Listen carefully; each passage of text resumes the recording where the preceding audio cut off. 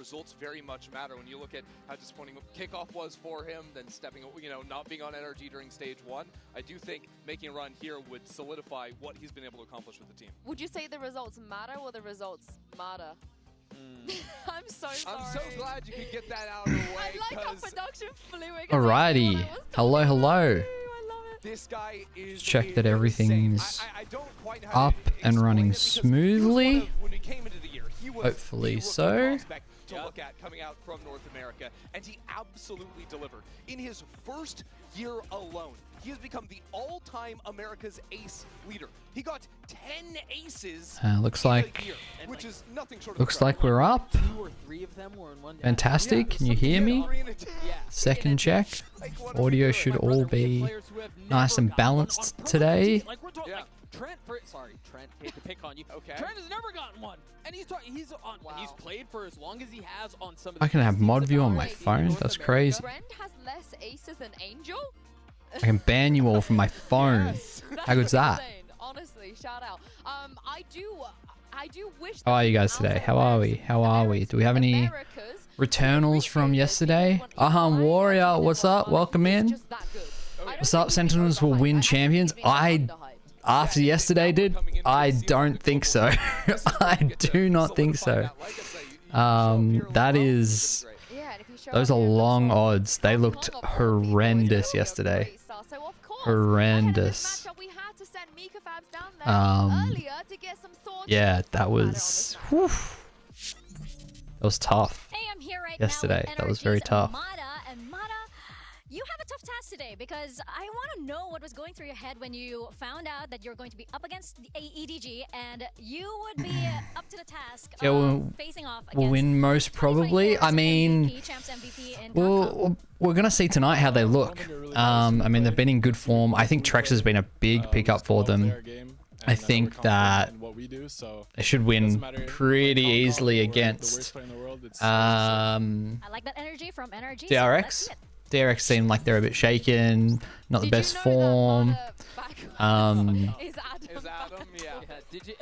Yeah, so I think TL's probably looking good. I'm on the Paper X and G2 train, I think.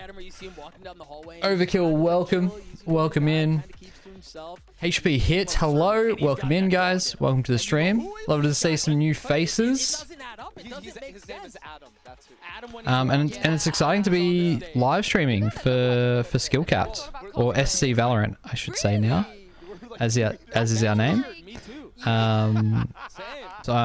We're also live on Twitch right now, so if your preferred viewing experience is on Twitch, you can join us on Twitch, SC_Valorant, and you can come. Wait, look at that! Look at that bloody cheeky little follower already. Thank you. We'd love to see that. We've just derailed this already. I like that he's unassuming, but at the same time, when I met him in think Baby Bay is going to carry G2. Well, Leaf's back now. Leaf's back, so there's not going to be any Baby Bay at Champions, most likely. But when I did see him in Toronto, he was itching to compete. My friend just told me about y'all. I'm going to sub. Appreciate it. Appreciate it. We've got some stuff cooking. I'm really excited for the new direction of the channel. And being able to, still provide those ranked guides, those tips and tricks, but also provide some VCT coverage from that side of things as well. It's pretty cool. So if you guys don't know me, you might have heard my voice if you've seen a couple of the recent SkillCapped videos or shorts. I'm Stackman started working with SkillCapped a couple of months ago now. Ever since, we had this whole rebrand to SC Valorant. That's since the time that I've been around. I'm a former professional coach. I coached in Tier 2. Competed at Ascension last year with Naus. And I'm from Australia. Competed in OCE, worked with Naus in the Philippines. So I'm a bit of a Pacific boy. Sort of, who do I follow Fnatic. I like Fnatic. I've followed Fnatic way back from when they were in League of Legends, when I used to be really into League of Legends many years ago. But I love PaperX. I coached Patman for a very brief period of time in the off season before he got picked up to PaperX. So I've got a bit of a tie. He's a really great guy. I really like him. So obviously we cheer for PaperX. And I really like the way that G2 play the game. So they're kind of my three teams that I've been following for the past 2 years. So yeah. Bro, make tips for Neon. We could definitely make a Neon guide. I think we have one thing that like I'm working through is like figuring out what content we've made recently, what content we can make. So there's agent guides in the works, like some more of those. There's some older videos on the, not necessarily older, but just from earlier in the year and last year of like the only guide you'll ever need, you know, that kind of style of agent guide. And I don't think I remember seeing something that was too recent from that. So oh, I can just see now that Twitch chat is working there, but YouTube chat's not. So I'll have to fix that, try and figure out what's going on with that. K-Man, welcome in. But yeah, we could definitely add a Neon guide in. I think Neon's one of those agents that there's a lot of tech, and one thing that some people are good at is like showing the tech but not explaining it necessarily. So okay, I think chat should be, yeah, that looks a bit better. K-Man, how have you been, dude? I have been well. Enjoying my time working for SC Valorant now. I saw that you had the Wave tournament kickoff. How did that go? Thank you for the follow. Who was that? K-Man, beautiful. I can't see the thing, is too small for me. I haven't had the chance to get the alerts working just yet. All been a bit by the by. We kind of got co-streaming permissions a little bit late. And it was Dr. Allen's for the follow earlier. Thank you, bro. We picked up the cast Tier 1 Apex Legends. Dude, what? That's so exciting. 2 years late to the party of VCT. People thought it might never Very cool. arrive. Let me show you guys some features that we got. So we got some nice movements that you might have seen when we changed screens. I put a bit of my free time into creating these animations.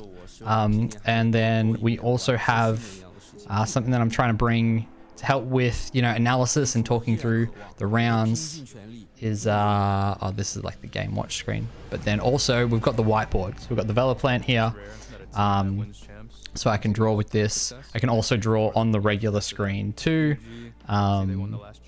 with Epic Pen. But so once we figure out which agents and stuff are going to be in the game, I'll pull them onto the map, and then we can move them around and do all that as we need to as well. I do remember that I need to turn off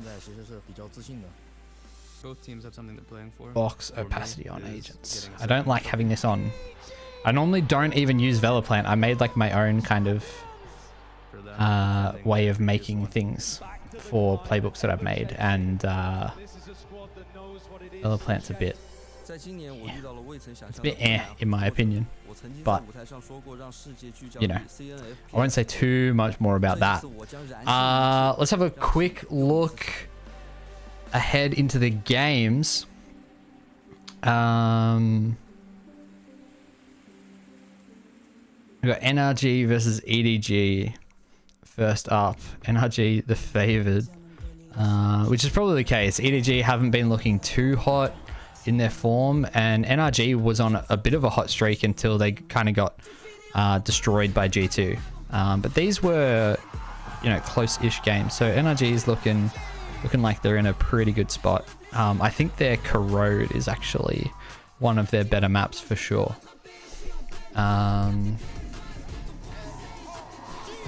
So who is SkillCapped? Because the name doesn't seem familiar to me, or is it a new thing? Oh wait, SkillCapped. Yeah, so SkillCapped is a YouTube channel. They have YouTube channels across different games. So they do WoW, League of Legends, Valorant. The Valorant channel got really, really big in the beginning, and then it kind of there was a bit of a lull. I won't go too much into that, but there's a reason why the sort of channel growth kind of stopped, kind of thing, and I kind of got brought in to revamp, revive, and hopefully renew the channel, give it a bit of direction, bring the quality of the content up to a really high standard. Because yeah, it was a bit patchy, so we're trying to reestablish some brand trust. Yeah, so we've got a great base for starting with. We've got 500,000 subscribers on YouTube, and how many followers? We've got 10 followers now on Twitch, so we've got a bit of disparity. The Twitch channel's, obviously first stream was yesterday. So hopefully we can get these Twitch numbers up and we can make these watch parties a regular thing. Yo, Dave. Oh, you're on the vertical stream? Great. Amazing. Thank you for checking that out. That's something new. So we'll see how that goes. Oh, Vito has started. Vito has started, guys. Here we are. This is a map where NRG are a field. EDG ban Lotus. Yeah, well, they didn't want to. EDG are going to have to figure out how to do they didn't want to have this happen. So successful for NRG at home. This Odin spamming. So. I think you were saying earlier, last time they were playing, cool. For NRG. Yeah, for NRG. Oops. So who freaking knows? Honestly, if they make some play Harbor against another Asian team, like that's just cool. That's cool. But also, of course, NRG infamously a great track record against CN teams. Am I right? Everything for the stream feels pretty good so far. So. But let's talk about this a little bit more. Are we getting NRG versus Billy jokes in already? Hyomin was saying that in Prague, in Europe, people have been cooking. Yeah. Oh, what cuties. Cooking on this map. So, will we see any of that? Well, because you remember back in Bangkok, that was the Tejo life. It's G2 Sage. Very interesting. I remember chatting to Bonka last year. I had sort of like a coaching chat with him before I ended up going to Naus, just to try and learn about the They do go for the Harbor Omen, so they're going for like the Lev. Lev ran this last year. Neon Yoru, I think this plus Sage. I like this. I think Vice is good as well. That wall can just give you a free defuse. That wall can also get melted by a bunch of Odin. Sure. And Brock has, made it his brand. Yeah, and also NRG, they've just stuck with it. It's a different roster, but it's the same comp, you know? They just have their new players moving on to these agents. It's the Bonkar way. Special. Yeah, because back when you was I'm really surprised that Waylay. I think we will see teams playing Waylay. Like we'll see if XLG get to play Abyss, they'll play Waylay on Abyss surely. Thank you very much, Insu. A matchup here that is steeped in the echoes of Who else? Who else will play Waylay? I think Waylay on Abyss is just insane. G2 will almost certainly play Waylay on Abyss.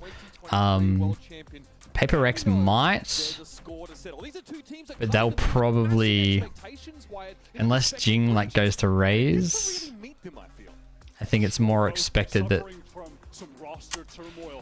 Yeah, because I can't really play Raze, so I'm gonna play Yoru Waylay.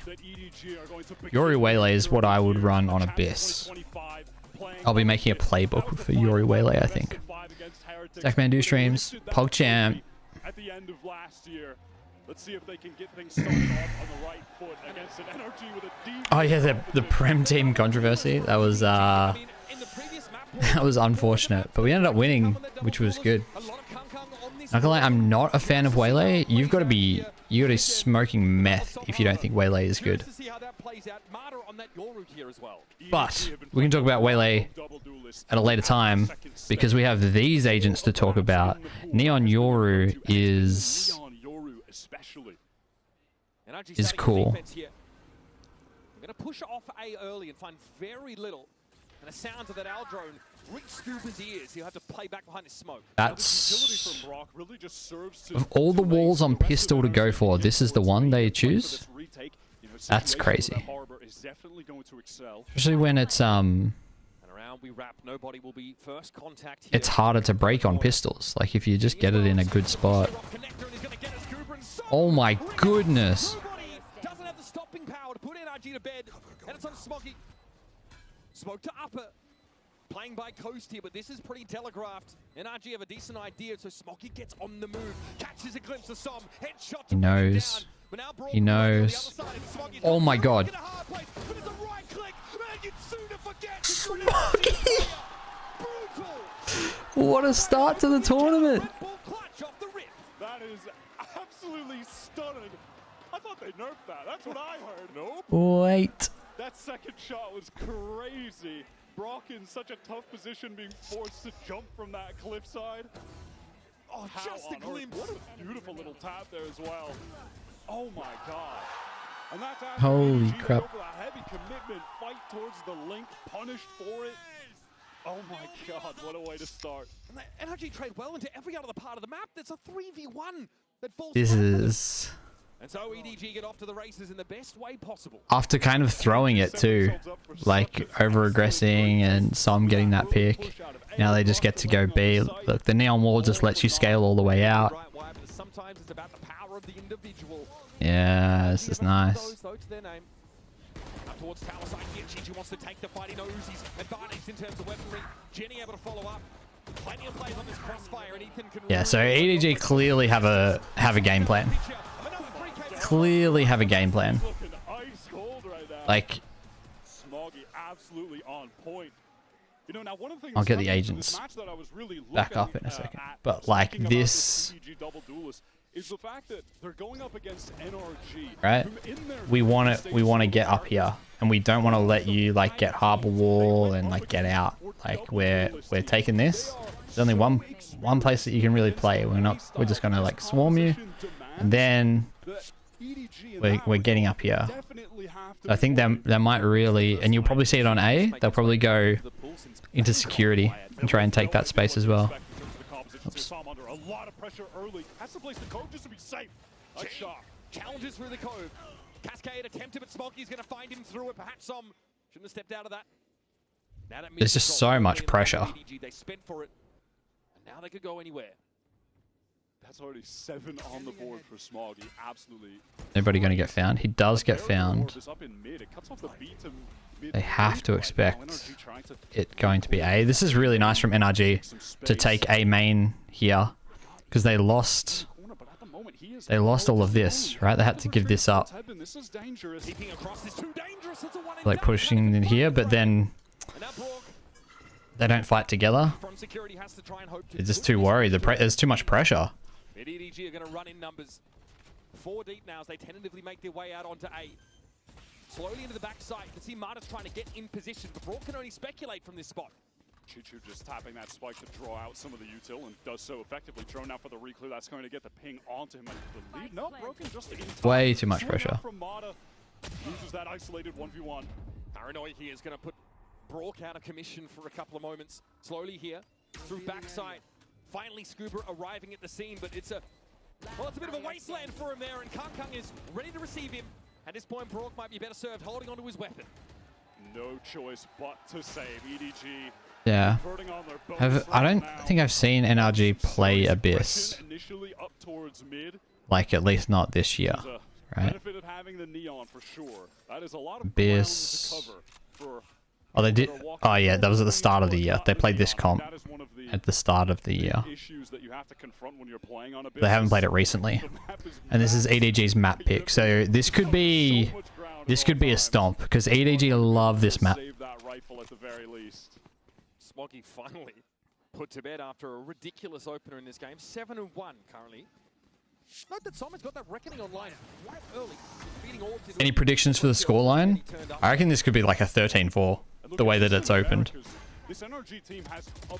Like, these rounds haven't even been close. I mean, the first one was, right? But like, since then, it's just like... Already with the timeout. Now, Icebox, that was EDG's worst map. Now they get Abyss back, which at least in 2024... Already with the timeout. So that's just a bad situation for NRG to be in, and we have to find out if Abyss is going to be a competent enough map to replace Icebox in their pool, which is so solid. Definitely a bit of a hit to this NRG squad. Bonkar already in the boys' ears. It's a timeout called just prior to round number 4. Feels like you have to be confident. We're seeing from EDG up mid. It's early drone onto B. Well, there's two things about calling a timeout here, right? You have to be confident that you know what the fix is already, and you can foresee the adjustments, or you know, hope the team will be able to foresee the adjustments there. But also, like, you have to be worried that the team's not going to be able to fix it themselves. So I don't mind an early timeout here, but it's questionable. It's questionable. Situation that NRG could find themselves in. And I think that's really going to be the name of the game for them, playing for big retakes around this harbor utility. But they have to make sure they don't lose too much of that map control early, lose players getting picked off early in these isolated situations like we saw in the prior round. Dart there. Not getting any catches. Kangkang's having to walk up here, and it looks like a ping out on Ethan. He has to give that ground away, deploy the one-way, and that energy scrabbling back on the side to try and get things. And spots it, broke out in the open. Ethan gets involved though. Saves his teammate's life. It's very Kangkang kind of move, isn't it? Just to swing through the one-way with absolutely nothing. What's Coach Stackman saying at the timeout? I mean, I've been too busy chatting and waffling, but I think in general, if we're going to get over aggressiveness on the B side, like if this, I feel like this is pretty easy to identify, then I want to be doing this. I want to be taking away this, setting up for B flanks. A little awkward with Judy swinging out while that orb was being taken. Smoggy catches a very low HP Brock on that rotate. It's just Ethan on the A side. Really, his only job at this point is to stay alive, right? I'd probably almost... I'd actually, even though A is generally the easier retake site, I'd actually set up Vice here on A. They get the res. Here's the high tide. More stall now. Reckoning going to be deployed. Slow orbit Ethan's feet. There's just such little time for Ethan. This is a really nice wall.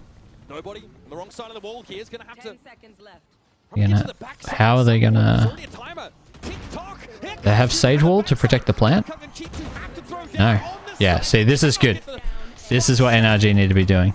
This proactivity. Last standing trying to get away to tower, but there's a wall in his way. One of his own design.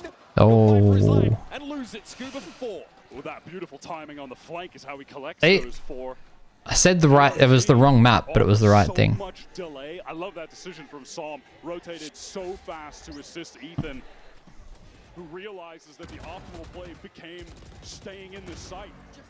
You know, just that added time, even from the res. Of course, you want to get that extra player alive, but it did buy some time. Yeah, that's good.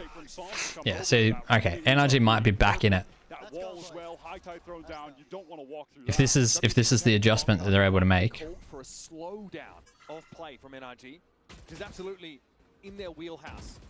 Defensive team with great drilling and fundamentals. They're going to have to deal with a bit more pressure on the A side, and it's a gate crash now as Marta. Interesting harbor wall here from Zom, just so that he can cross. Gets himself over to B. Oh.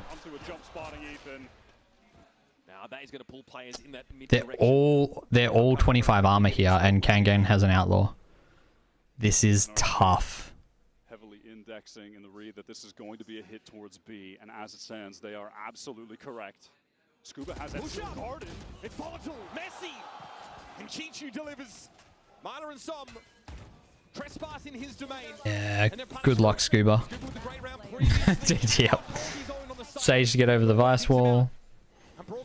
EDG, this is something that they've... Okay, so that wasn't just a pistol round strat before. This wall here is something that they are happy to use and will want to use a lot of. So why is that? Why is that? What is it about this wall that they like? Gonna take a timing there to push up for info. Doesn't pan out for them. Now, EDG, I mean, you hear from Kung Kung. It's a Sage wall here. Feels much of their run here at Champions kind of rises. Lets you like peek over this, right? Not putting too much pressure on and it gives you this angle. And then I suppose you actually you can obviously use it to get over the Vice Wall as well. But then you even give yourself this little angle here that you can play behind the wall, which you can use for cover to fight this. You can use to like scale up. It's not as quality duelist games to get them into this position. This is a great start for EDG. They've got NRG yeah, back on an eco, one hero right seems a bit more to it than what I first thought. But we have seen on several occasions throughout America's Stage 2, regular stage, and playoffs, Mata will have a slow start to a game and then suddenly go nuclear and bring them right back in. You can never count him out. Not the kind of guy that seems to just suffer mentally from slow starts. And Mata has really looked to take some real estate here. Another surely. Jenny steps out. Mata realizing he's about to get pinched. So can pull out, over back towards the security. Is to help hold backside and plant. Yeah, I mean, like, yeah, being able to get that angle over the box just gives them control. Especially like if they're wanting to push and swing it, like it means that Sage can almost like keep up with Neon, because she can peek over as by the time like Neon gets the backside, they can peek over Tetris together. Best he could do was Jenny. Two for two. Why still alive? Okay. Can they get guns? Mata's got a gun. Som just has a classic. They have res. Second res already? Jesus. Chichu's just farming orbs. He has hit the ground running on stage, and now Ethan with only 20 points. Holy shit. Not remotely enough. EDG with a 4-round lead. What's Chichu's KD? Smoggy is just having an electric game right now. 11 for 2. Comes in for the trade. What a transfer to Psalm. That was sick. So sick. Bullets ring out from Mata. Damn, he is playing so well. They're looking nice, man. And that's after NRG get that first kill from mid, that push up for Mata. They just don't have the weaponry after the fact. What's he got? He's 8 and 3. That's 11. So I suppose there's only 3 plants. He needs 14 for a second res. Yeah, 4 ults here is crazy. 4 ults each. Can. Holy shit. Going down on that jiggle peak. Not expecting the operator to be in play. And this is really a matchup of one of the greatest operas of all time in Kong Kong versus Mata, who I think is the best opera coming out of Americas right now. Currently with the record in Americas for number of aces. And yo, did anyone watch the game yesterday? Did you see something on Bind with the op? Bro, that guy could not miss. He was insane. Oh my. Oh my. Now NRG, they still do have 2 anchors on this B site. EDG trying to make the way here. Kung Kung had the gate crash away, so he's not involved in this stash over at B for now. Mata's still able to be a factor in this round. 32 seconds Oh no. left. EDG have got to go for it. For the timing. They're ready for that now. Oh no. Okay, he can stick now. It's searching. Even a steel guard and committed to that effect. EDG able to get through those ultimates now. Omen flash, but it's very slow. It's the timing on the reload. Only 2, and Kankan's got the op. Had no idea what was coming. All they have to do is hold the cross. Yeah, there we go. Good trades. Very good trades. Yeah, it's solid from NRG. And it delivers. Crucial second shot comes through from Mata. Ethan recovering that operator. I love the way that NRG played that retake. You had the 2 EDG players facing the cross. That's a terrible. What is Swam doing there? What is he doing? He's able to teleport right in this moment. Even against a rifle, he's dead there. NRG's IGL playing that situation very perfectly. Yes, man. Fucking almost threw the round, you dickhead. Overdrive going to pick up the Bucky. Early flash off rip. Ping on Kung, pretty telling. EDG are adamant though about this A side. Ethan hoping to stall this out as much as possible. Obviously Ethan and Brock have been manning this side of the map. Here's the fast lane. Jin is going to go for it now. Not much to see here, but Overdrive going to be popped, and Ethan noted at the back of the side, but it's Brock there from Power, gets himself 2. That's big. Both duelists out of the game, and he wants more. But that'll be the end of the A anchors. Now it's NRG needing to rotate in. Somehow again, by the way, He gets on top of the wall. Nice. Nobody what? A shot to find on a flanking Scuba. A dirty angle for Smoggy as well. And Scuba has gone for. Yeah, he just never gets cleared here. Oh, the Yoru ult finds him though. It's a shame that he doesn't get to use that now, because now they can be aware of it. So.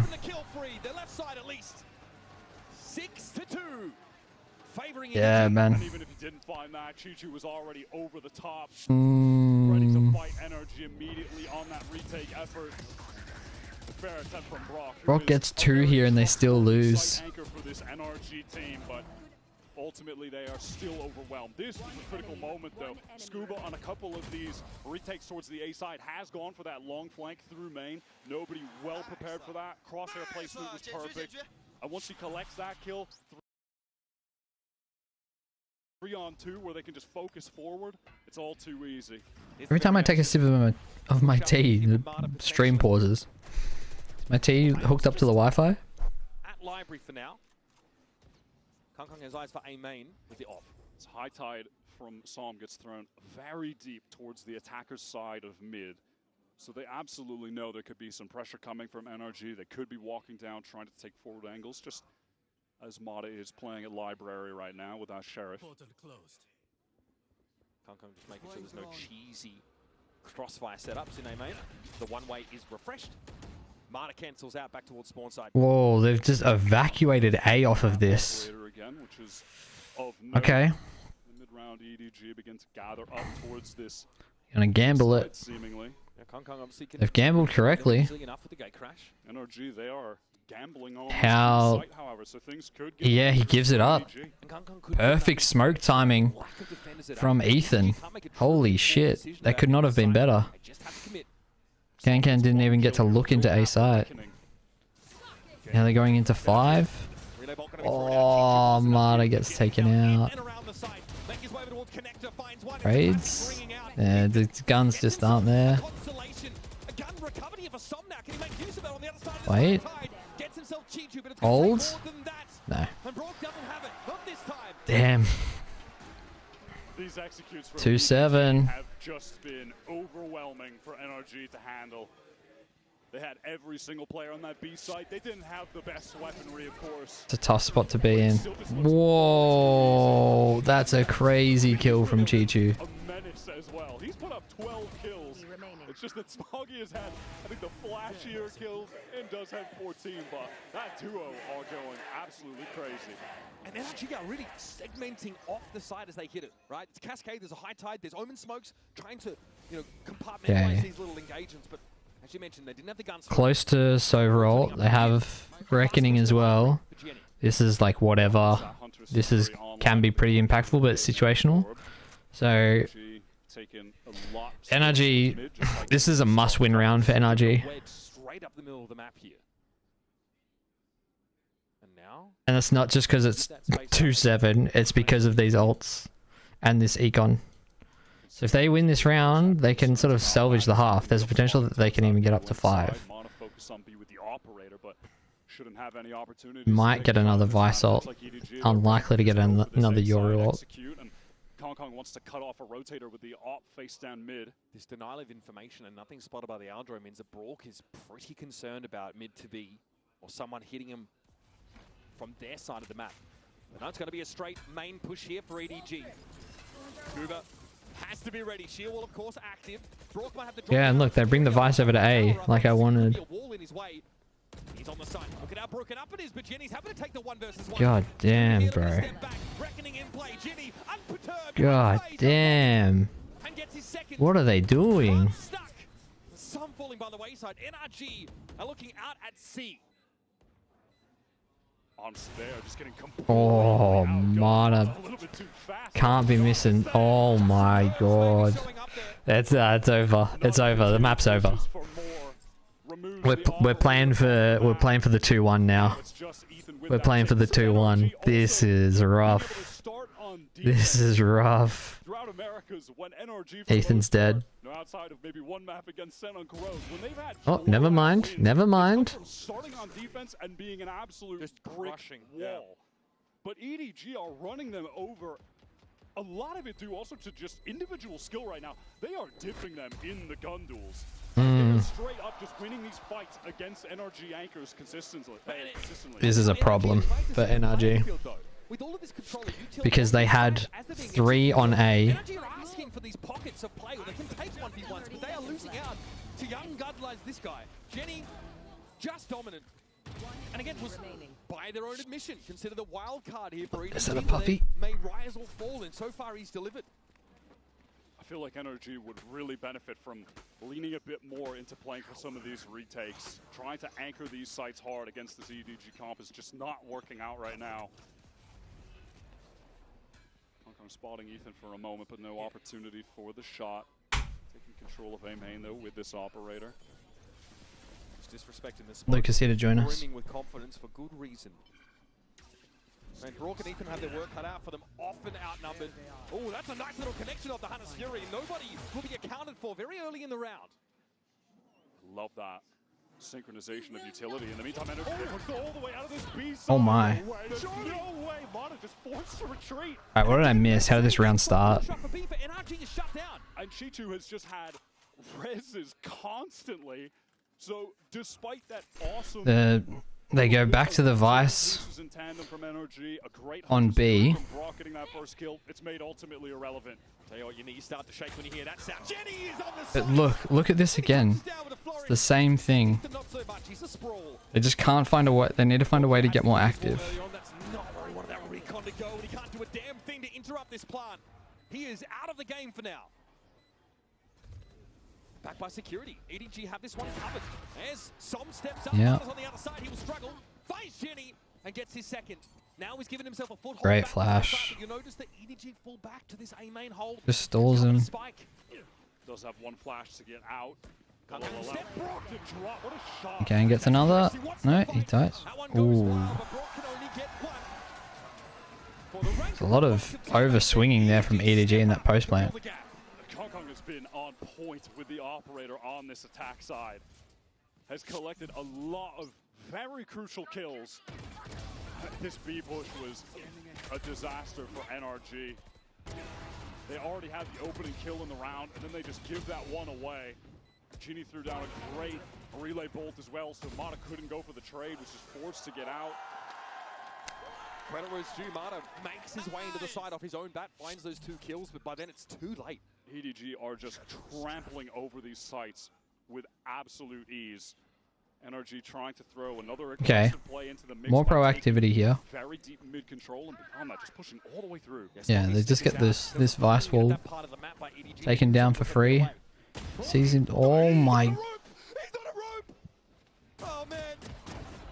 Somebody's able to find one on me, but this is challenging for him. Okay, Champs EDG is just different, I guess. Stuck in the corner, but Genie will dig him out. Holy. Damage onto Genie, but that Guardian not going to be enough in that kind of engagement against a Neon. And Ahmad is the one who's going to try to push for more. NRG are just walking it down in EDG, and look at how ready they are for this. Holy. Expecting it. But fortunate to be alive there, still opts to double back and challenge. I mean, it feels like NRG are just getting desperate in some of these rounds. They're getting so aggressive, trying to hunt for kills, and EDG absolutely have their number. Thorn's activated. Inside the smoke is Ethan. Opts to back out of it now, and they still want to anchor these sides. Last chance here for NRG to make an impact on the defense side, and they're down to 2. Scuba though, in a decent spot. Can't quite mow them down. And the last line of defense falls. That is a paltry 2 defense side rounds for NRG. Yeah. Absolute dominance from EDG start to finish. Smog insane throughout that entire half. When Kong begins to pick up the op, was just getting It's one of those things like Bonkar's early timeout has the double-edged sword because they're able to like fix it for like 1 round.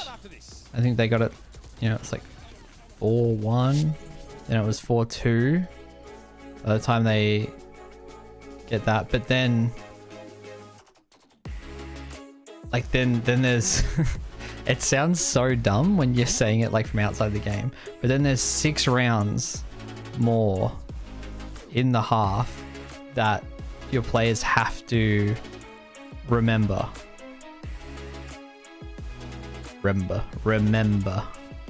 right? And that shit, it doesn't stick. Like when you call a timeout, at least this is my experience, right? You're calling a timeout, and there's probably like 4 rounds max that you can impact the game with, because by the time 4 rounds pass, well, really what happens by the time 2 rounds pass, the enemy team will probably make an adaptation, or the other coach will call a timeout for themselves. And so then the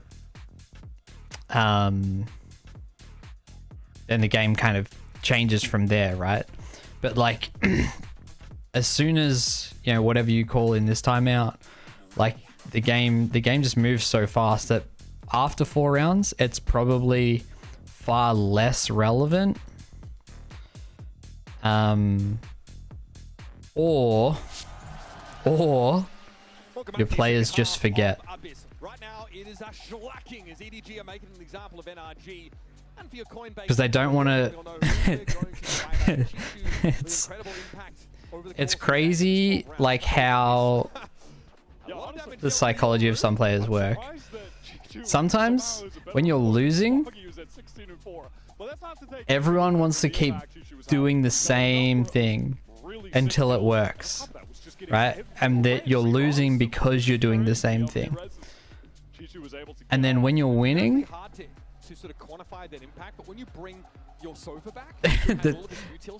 everyone keeps wanting to do different things. Like you'll make a call in a timeout and you'll start winning and the game changes because of like this one thing you implement, and then your team stop doing it and then you start losing again, and it's like, guys, can we go back to what we were doing when we were winning? It's not hard. It's not hard. Always favor their defensive side as their best side. The numbers support that. Early days, the first time I coached Nerdpunk, it was the worst. I would call a timeout, and then it would take 2 rounds, sometimes 3 rounds, before it got implemented. And they... I don't know why. I don't know why. Forced to re-clear, forced to use util to re-clear, or just play in more passive positions. Mata ultimately pinged out. That Sage, well, even if broken, would force a wider swing on A main to risk the NRG at this point. Bait. It's bait. Am I ready to take? Good old nerd punt days. True that, K-Man. True that. Barrier orb in A main, but EDG have had no desire to leave this site. Now the question is, do EDG know how to defend on Abyss? I think they will. I think they'll defend well because they'll be forced to get active around the map. Oh, the flash misses. And now Scuba's just running for it. They're both low. Oh, Smoggy finds him. Wait, why did Scuba try and go up heaven? Oh my. Oh my, he missed too. And he knows he's won. GG. Oh, that might be the series after that. Oh, how's their mental? How's the NRG mental? Is it strong? Can they reset? That's the question. That's the question. Do they know how to reset the mental? What a shot! Look at this. He's throwing a smoke, man. Oh, buddy. Oh man, he only has 2 bullets. Has to reload. Oh man, if he had a few more, he probably yikes. Probably would have been that. He had to drop. Oh, that's brutal. NRG obviously no choice right now but to force. The deck is stacked against them. It's a stinger buy though. It's a stinger buy. Yeah. This one is so done. It's time for NRG to lick their wounds, reset. Same thing though. Like how are teams still doing this? I should make a video essay about this. Why does Marta have this? They were winning 61% of rounds on that map. And when we do get there, NRG trying to make a foray towards this B site, using that harbor util to do so. Yeah, ping out on Jenny even before he got back behind that high tide, so Som just sprays and gets one.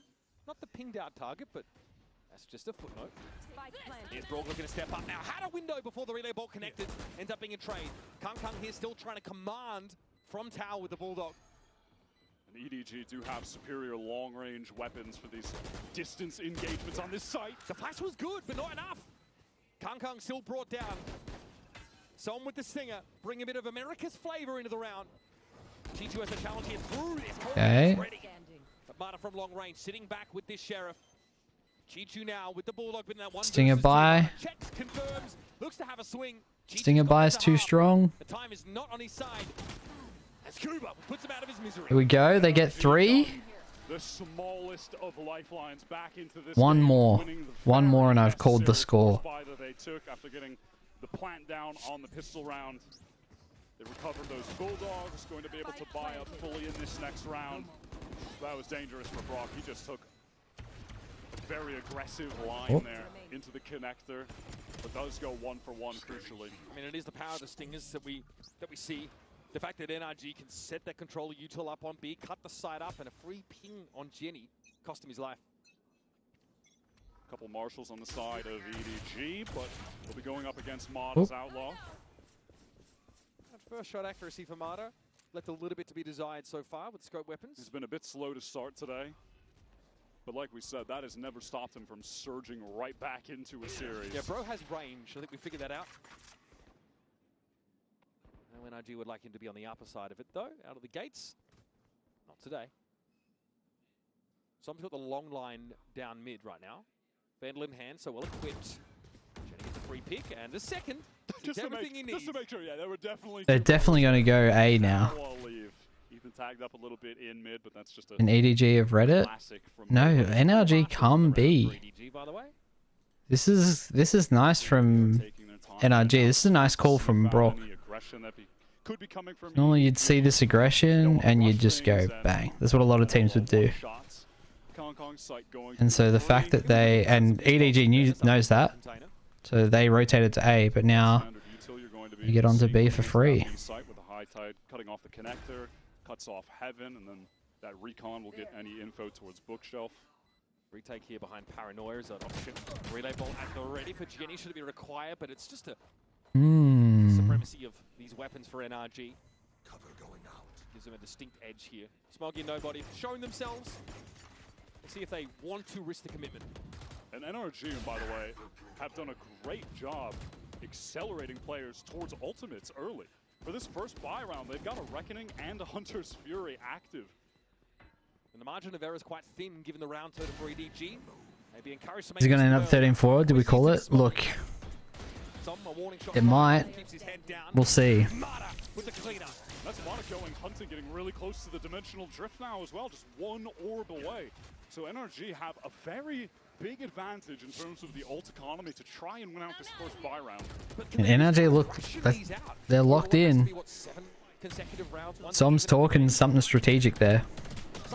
We might get more here. But it depends on... Yeah, you would think... Depends on EDG's buy here.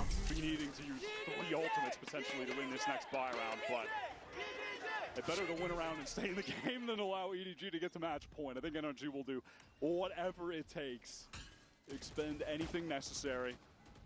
Again, there's just some of that nice util that you can get early mid-control with when you're playing with the Harbor. A deep cascade, recon past it.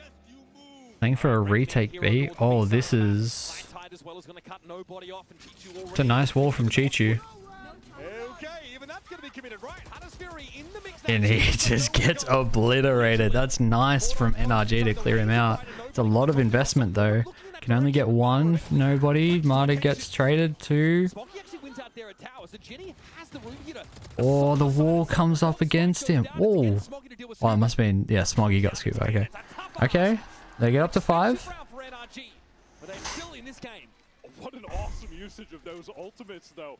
They go for that really early mid-pressure, draw the attention, and then just throw that... The razor vine into troll was nice. Onto Chichu, who's caught backside. I must say, I did like that. Paranoia, stunned by the Reckoning, can't go forward because the wall, his own wall is placed in this here with the Sober ult. Hit by the Hunter's Fury.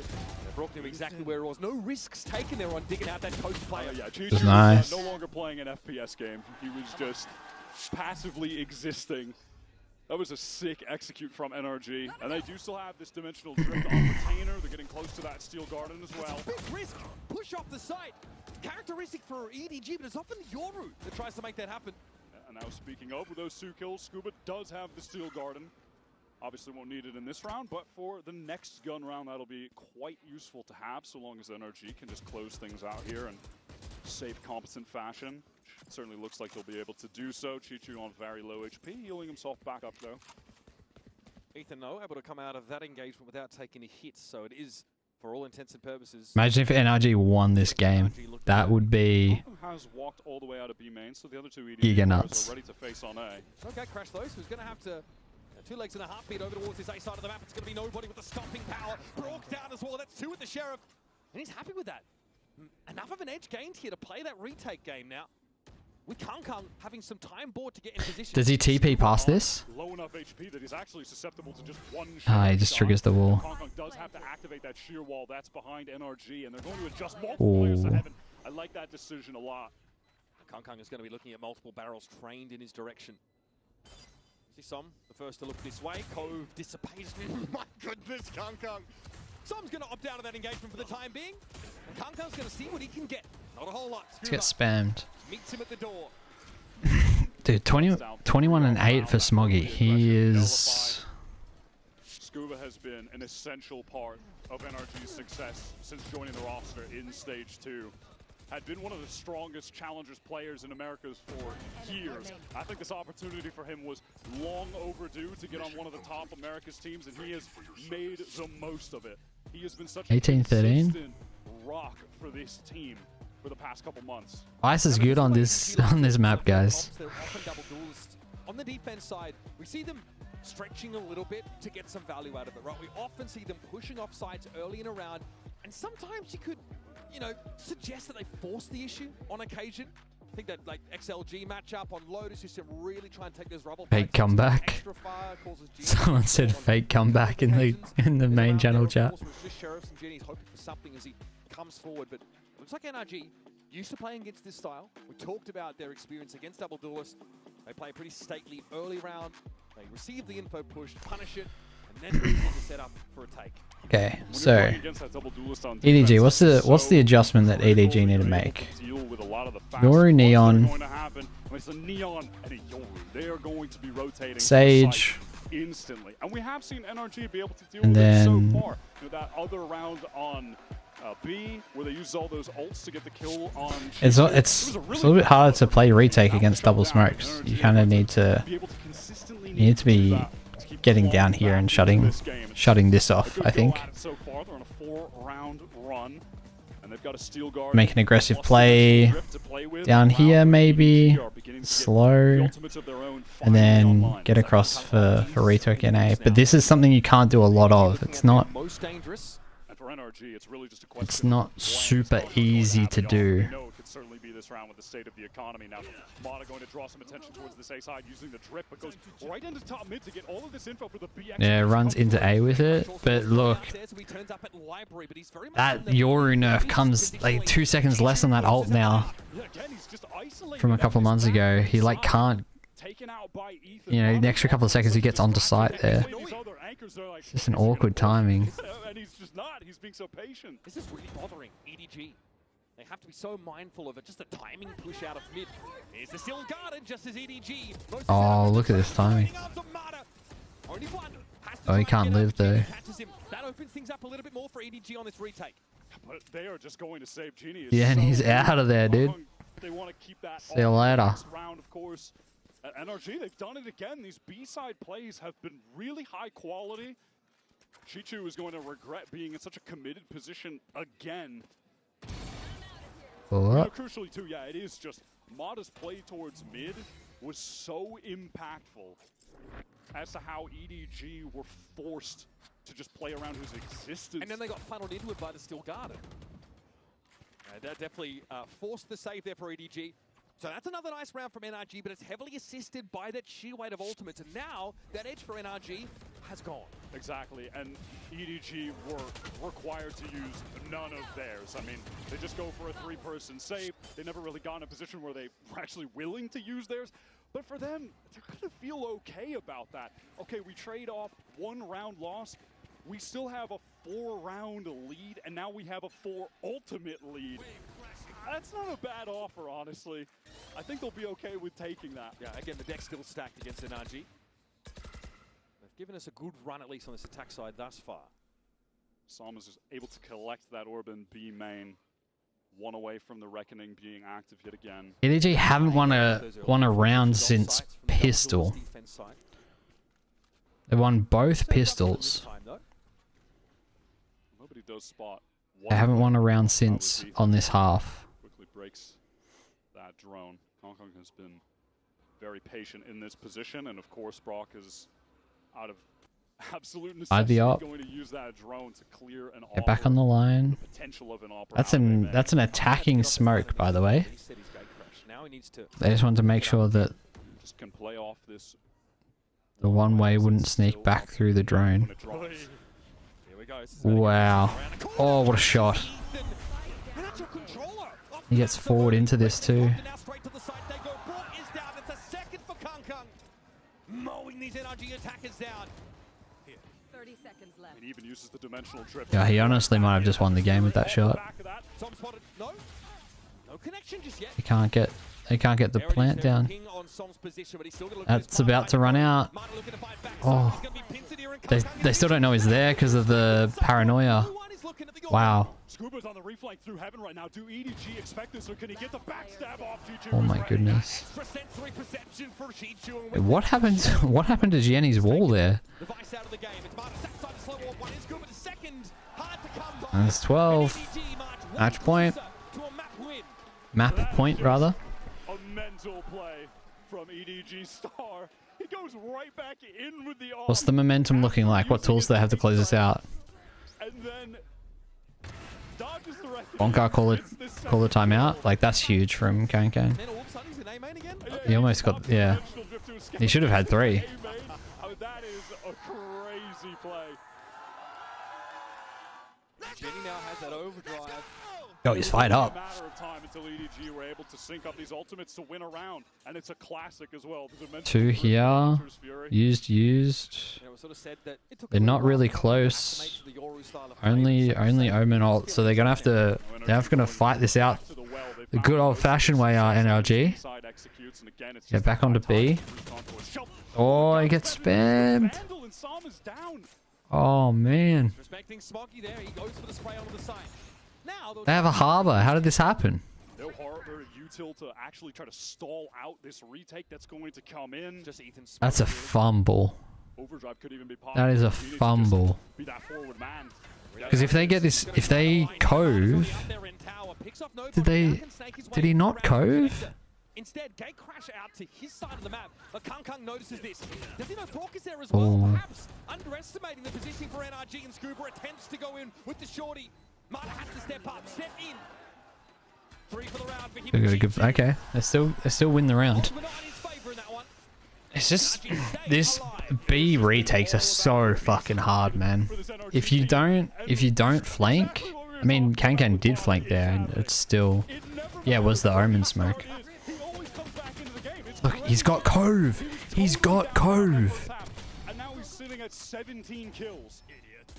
Right? This. Right, you think this plant is good in the post plant because of this? This plant, you get this, and this. You can even Odin spam through the wall. Like, it's worth investing cove. I don't know why he didn't. It's also like, it's 8, it was 7-12. Of this A split. Chichu the one anchor. Okay, that is some fortune for nobody. Pushing it back through security very quickly. Nobody's trying to get on the site. It's a nice use of the harbor wall as well. Ethan reads the Kankan flank too. And gets one while stunned. Cosmetic stun. 2v1. Smoggy's only got a sheriff. If there was anyone to pull this off. Multiple clutches in this game. They just have to wait. And on the most I can't even. Oh, Jesus. Oh, Jesus. Devious rotate here into tower for Smoggy. And has got himself a weapon. NRG still needs to recover this. This is so winnable for Smoggy. He's about to have one dark cover to play with. See if there's an opportunity to maybe use that. It's to main. Ethan, yeah, is even smoking off. Ethan is smoking off main right now on A. Just concerned. They don't know where this is crazy. Contingency as well. Arkaros thrown up in tower. That allows for a spike to be recovered. And now they can plant back site. Scuba is in a position to keep Ethan safe. Made sound on the rope. Didn't get the silent drop. Ethan hears this now and is starting to inch forward. Scuba ready to play out of security. Can Smoggy go massive again? 23-9. This would be for the map. Steps into the dark cover, gives it a tap. Where is Ethan lurking? Still on the other side of the boxes, and now Scuba's given himself up in security. And no, he's not on. He doesn't know that they've checked inside the smoke. Still though, another attempt, another tap. Now looking in that security direction. Yeah, it's a nice try.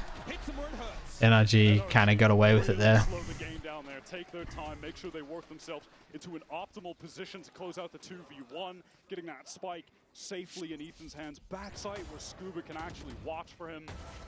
Oh, the one tap through the wall is how he got that. Nobody had some crazy kills there and had a real shot of just one tapping Brock. He was trying to Jesus Christ.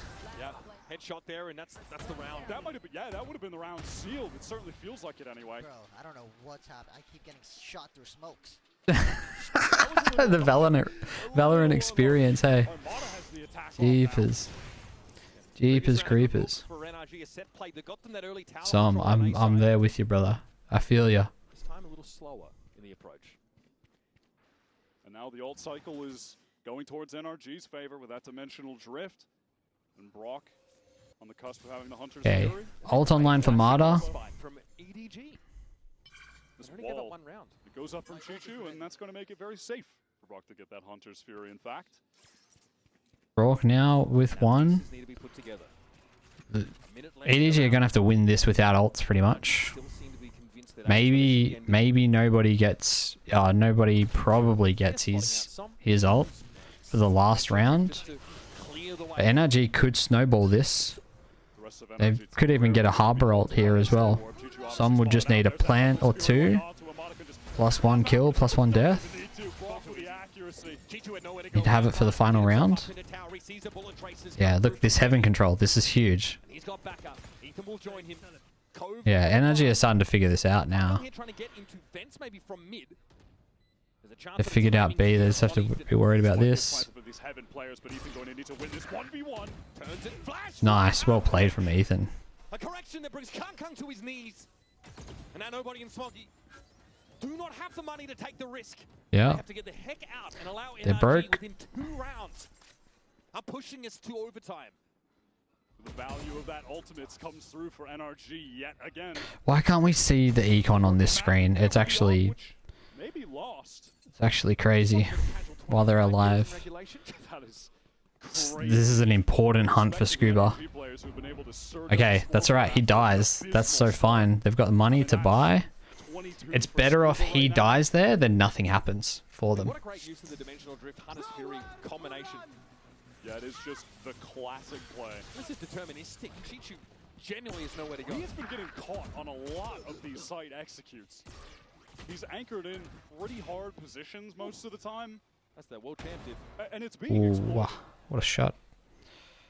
Some frustration you feel starting to brew. Yo, how does this guy play? Fucking hair in his eyes. Won by NRG. Imagine him holding a pixel angle and you've just got like this hair. Like across this part of your screen. You're trying to play like this. You have to like change angles so that your hair like isn't in front of the pixel angle. It's not hard to play blind, come on. Yeah, true, K-Man, true.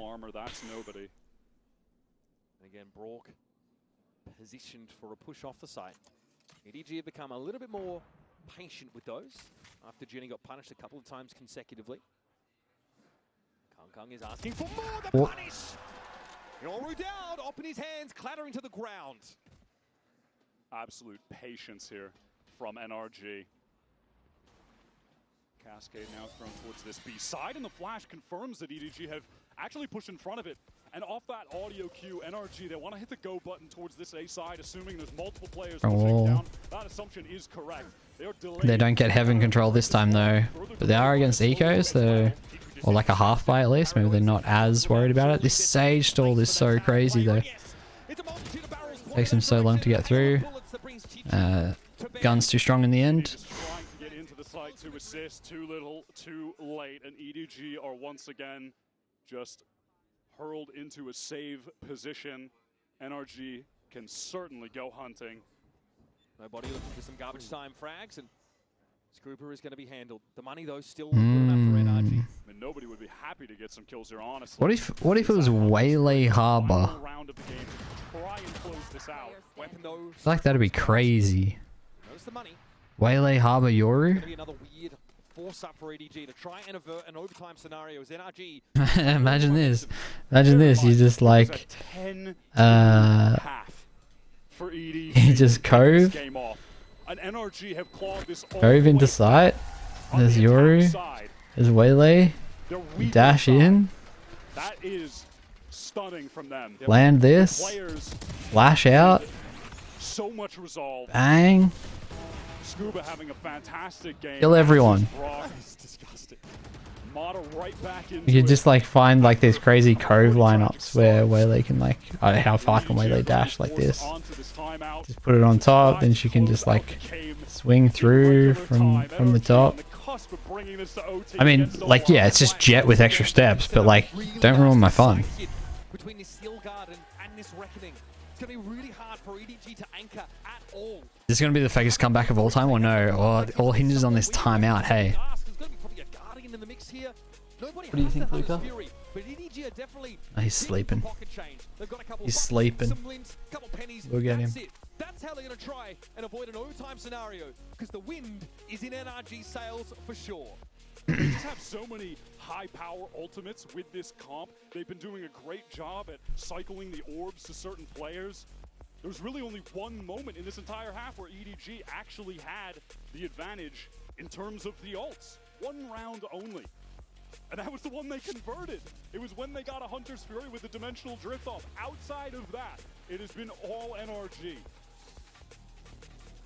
Neither team able to find a foothold on defense. The rounds have come few and they've come far between. Marta's been able to step up. Ridiculous flick entering that site previously. Chichu just blown into next Tuesday from that option. Alright, here we go. It all hinges on this. Look at this. Look at this. Look at the amount of red here. Oh my god. They've only run 2 each. NRG on this attack side. Here's round 24. Lock in. Marta does have that off. Round 24. Lock in. No, it's champs. Very proactive towards mid. Look at this push down from Kong. He might meet. Oh, he's gonna find it. Oh, that's a huge kill. All right, rack one up for the Guardian fans early in the round. That's no smokes. Bullet penetration damage. Ethan out of the round, but they are running a double controller comp. If they weren't, man, it would feel. I mean, they've got Harbor, but like, there's no default control here. Steel Garden and the Reckoning too. They want to go towards this B They side. can't. They just have to hit Won a number of rounds over there. without the omen. But like, you want the omen flash for the hit. Marta's posted up. He's seeing nothing from B. Again, they have to plant coast, otherwise Smoggy will threaten to spray them down as they try and plant again. So I'm just creeping. Contact all the way up. They know there's no trips or anything. Dodges out that arc rose. Are they going to make the same mistake, or are they going to cove this time? To block. Smoggy will be spotted out by this owl drone. What does he? Important information here for NRG. Oh, he's already used cove. No, he uses it on the. Back sight. I don't know, man. They've got the Hunter's Fury for the retake, but Scuba is going to initially use this Steel Guard. What a huge ult. That's just going to be a lot of delay. Time wasted for EDG. And then next, it's going to be the Reckoning, cycling these ultimates to just... It was very early, though. I feel like it could have been later. EDG scramble late to get this spike defused. They're playing completely off the site. Maybe they don't need it later. So ult comes in. That's 2 tags. That's a kill. Kankan gets one with the scan off of that as well. Som, huge play from Som. Now it's Marta. 1v1, Yoru v Yoru. We're going to OT! We're going to OT!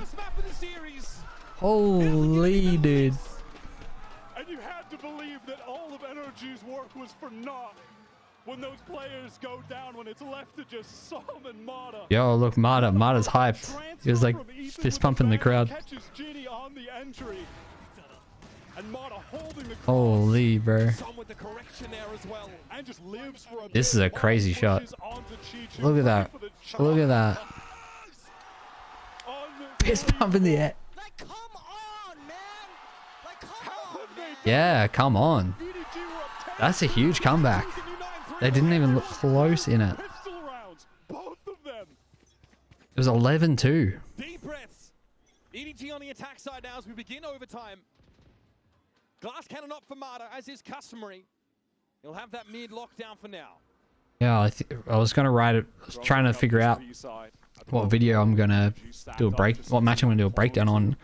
Sen's Sunset yesterday was so tilting, but if NRG win this, holy crap! I think I'm gonna have to cover this. He's been playing very frequently back when they were on defense. Kong opts not to cross there. Som getting pressured. Jenny out of nowhere. Scuba at least able to take a trade. Found nobody. Kong gets involved again. Brock just walked Yeah, just no one knows how to hold B site. Because you kind of can't. Right? Ethan at least does get the one back onto Chichu, who is holding the cross. Means NRG have a real shot at a retake. Kong somehow, by the way, has a dimensional drift at the moment. Spotted out onto Smoggy. Nice little connection. Kong down. Defends on Jimmy's isolated. That's a teleport. It doesn't seem to matter. He'll take the fight either way. Ooh. And even Marta can't make the flick. Jenny on his feet. And EDG secure themselves a match point. And maybe they can close this out on OT. They finally get a reprieve from the nightmare of playing defense. Yeah, sorry, my cat's They immediately convert. They immediately needs dinner. Anchors from the B side. They were playing in much the same positions that they did when they were overtime. Scuba kind of pressed forward towards that cliff and punished yet again. What a moment for the new. It's meowing. She doesn't want to come in. Okay, here we go. Another clutch attack round needed from NRG. This is kind of one of those things where EDG get the mental reset after like clutching this up. have a set approach. Now it's a question of like, secure themselves the map. They've done the hard work. Got themselves you know, there's it's so different, the mental state between this and like 12, 11 when you've been on this comeback. Like you're just like in the flow. As soon as it gets to OT, there's something that happens in your brain where it's like, holy shit, now it's like one round and we lose, right? And it's, rather than like we need X rounds to win, it's now one round to lose. And there's something that happens mentally there. Look, Marta's nervous. Scuba's like that. These are nervous faces. Make all this comeback for. This is what I want to like. This is good though. Bonka looks calm. Calm the nerves of the boys. Like I'm sure he's nervous. You can see that he's a little bit nervous, but like looks like he's speaking calmly. Just make sure all the boys are calm. You've just won like 10 attack rounds in a row. In this tournament, our opener here in Group C is already delivering. And you know, there's two formulas for them that work, right? They get up through mid, they A split, and they take A heaven. These guys didn't even make it to Ascension. Right, so they're getting up through here, the hard ball across like this. Take this, take this. This works for them. And then just getting up, getting this plant, falling back. To take a time out there, so an extended pause. NRG wanted to concoct something. Or which one are they going to go for? They're going to go for the A split. This early A presence. And they will be going up against the operator for Kong Kong, which has been yeah, they smoke off top mid. They use the wall, right? So they get all of this mid control. The dart comes out early, so the dart can't be used to re-clear A main. They give it up though. They're going to go for a full. Oh, I don't like this. I think this lack of heaven control is going to cost them. I think they need this. The Sage Wall buff is insane, by the way. The fact that you can throw this. They get the plant down. They end up getting into heaven anyway. Okay, so they just go for this delayed heaven control. They lose one in it though. EDG know how important this is as well. Look, there's got 4 people looking at it. Oh wow, Ethan. He's a crafty player, Ethan. This is a cool wall as well from Som. Look, oh, there's a gap in it too. They don't expect him there. There's no Sage Wall for this defuse as well. Yeah. Potentially should have saved it. 2v1. 14-14. 13-13.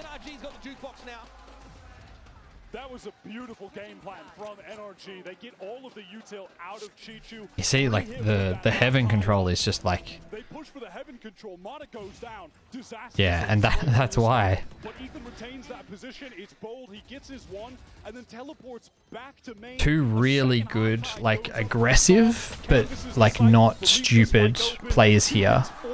This peek from Ethan. Get an isolated fight here.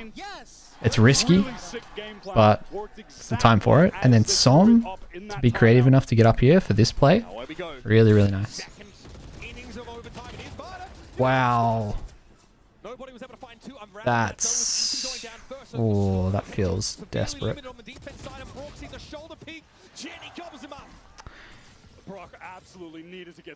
These guys just both of these teams look lost on defense. We could be here all night, guys. Scuba is in a 1v4. This is NRG just fighting to avert a map loss at this point. High-low set up there. Jenny slides on in, takes the fight, and converts. Jenny has had absolutely no lack of confidence.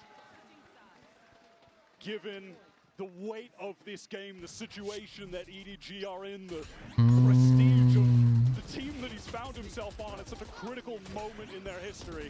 Strange variation, isn't it, from NRG to push up an A-man and take the fight? They just want to try something new. It's just something that they haven't done before, right?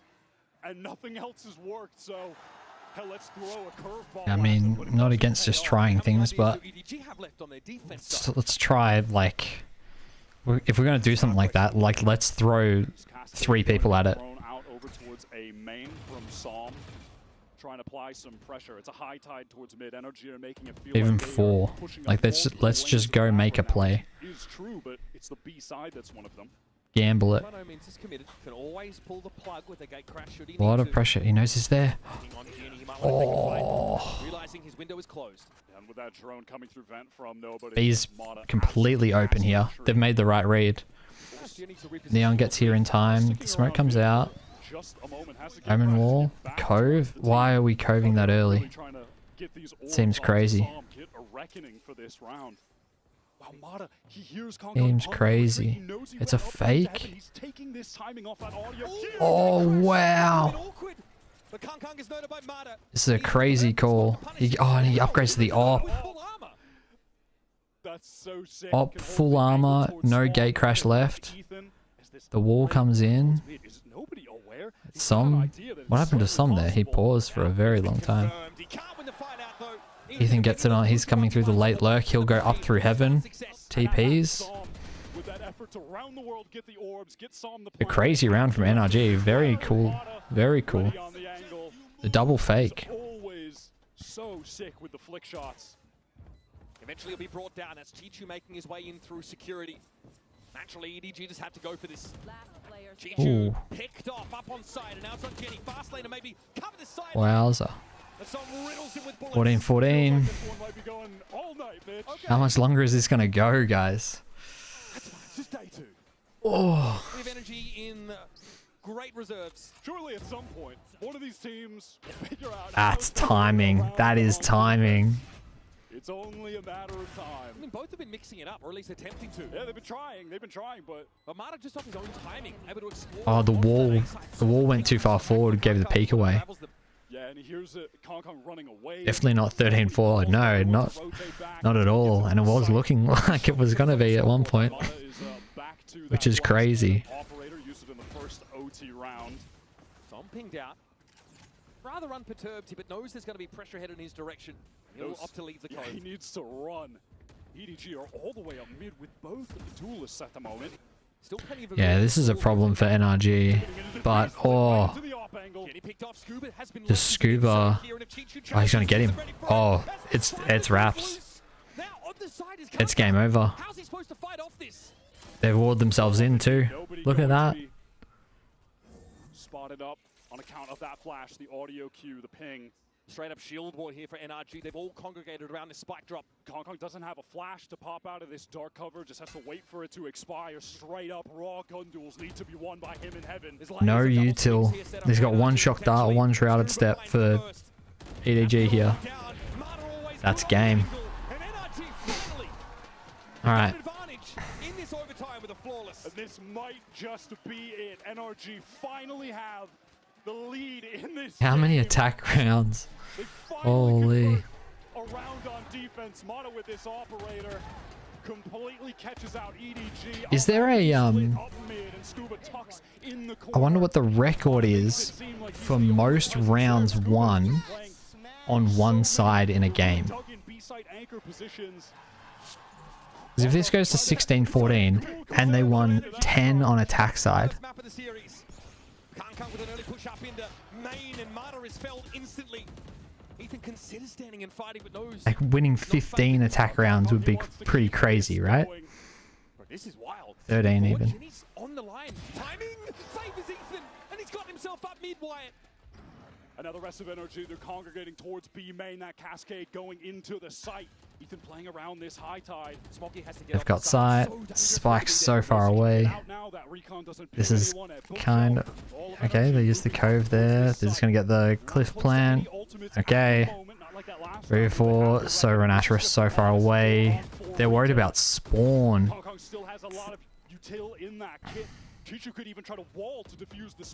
There's just no time.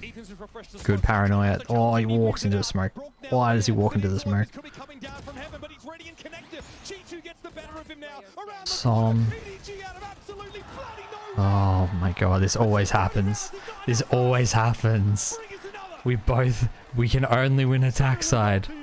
then for one round in overtime, we can both win a defense side. And then we'll both go winning attack side after attack side for the next 2 overtimes. And then this 3rd overtime, NRG will win. Just retake back into connector off the back of it. Massive round. We just keep going. Or it's probably, I feel like the longer this game goes on, it probably swings further into EDG's favor. How does he always get away with this? I just feel like there's going to be some kind of, there's going to be some CN round that happens. Some BS CN round where Can just like hits a crazy triple. Of damage. Once Hong Kong, who will retrieve that orb, wants to get close to that dimensional drift. Uses the clone and Okay, let's see if there's no vice wall. there, but it is not. It's over on that B side. Now, EDG really haven't worked any of the rest of the map. They're in the dark. You can see this adjustment, I think, from NRG. They have that wall deep on B because they've been getting exploited on the executes with Genie running deep into the site. And now they'll know when that's the case, when that wall gets activated. They're doubled up face towards main. I think this is going to be a cut noise and re-hit from EDG going back in towards A. This is glacial compared to most of EDG. Is this high-low from NRG though? Is it going to be found? No. They only see Yoru, who could TP away theoretically, so they don't know where he is. He checks the info, and okay, it's time to rotate. So Mata just like jumped off the map here, and then TP'd. So now they're gonna get an early start on the rotates. Even though they are far away, they're gonna be legging it towards A because they know. They have 3 here in time. Some here gets here in time because of the timing of Mata's peak, but wait, NRG, Som copes on top of himself. Brock's on top of the Sage Wall. Brock rode the Sage Wall up. NRG again find themselves on map point. Unbelievable. What? This is an insane round. I'm coving for himself here so he can peek.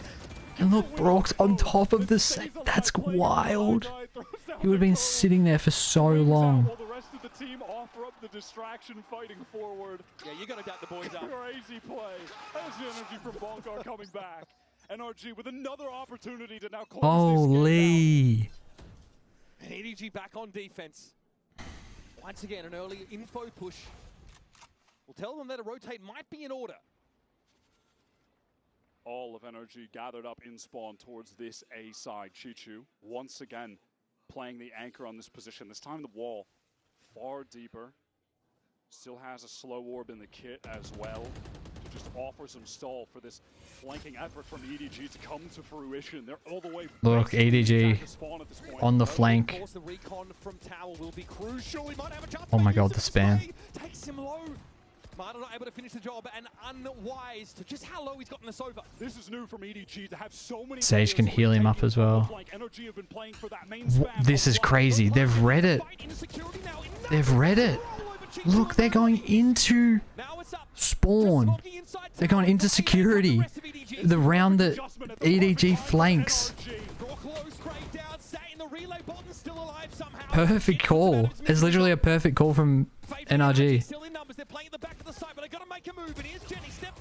The spacing's so good. Holy shit, what a comeback. 11-2. 11-2 to 17-15. NRG with the resilience of prospective champions come alive and reclaim Abyss. They were down 10-2 and lost both their. Yo, you know what the craziest thing is? Scuba did that with hair in his face. He couldn't see half the screen. You wanted some good ass Valorant? You got it. You'd be mentally go anywhere else. Corrode on the docket for our next map. Don't go too far. Holy shit, dude.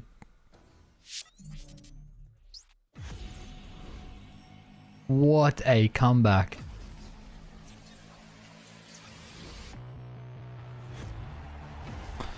Okay, we'll be right back. I'm a mom. Things are different. Verizon's different too. They let everyone in my family choose different plans. We get what we want and we save money. Love that for me.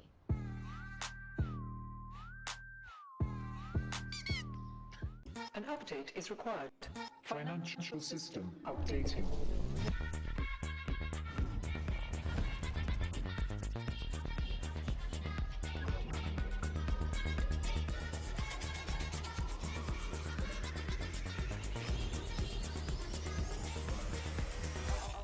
System updated. We will dance to get.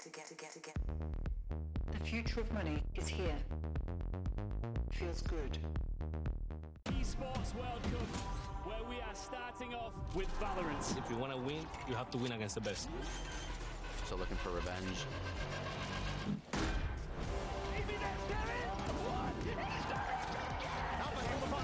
There's the shorty. Goes crazy. They've all battled through the pressure and expectation. Heretics have come back all the way. Finally, we won. Finally.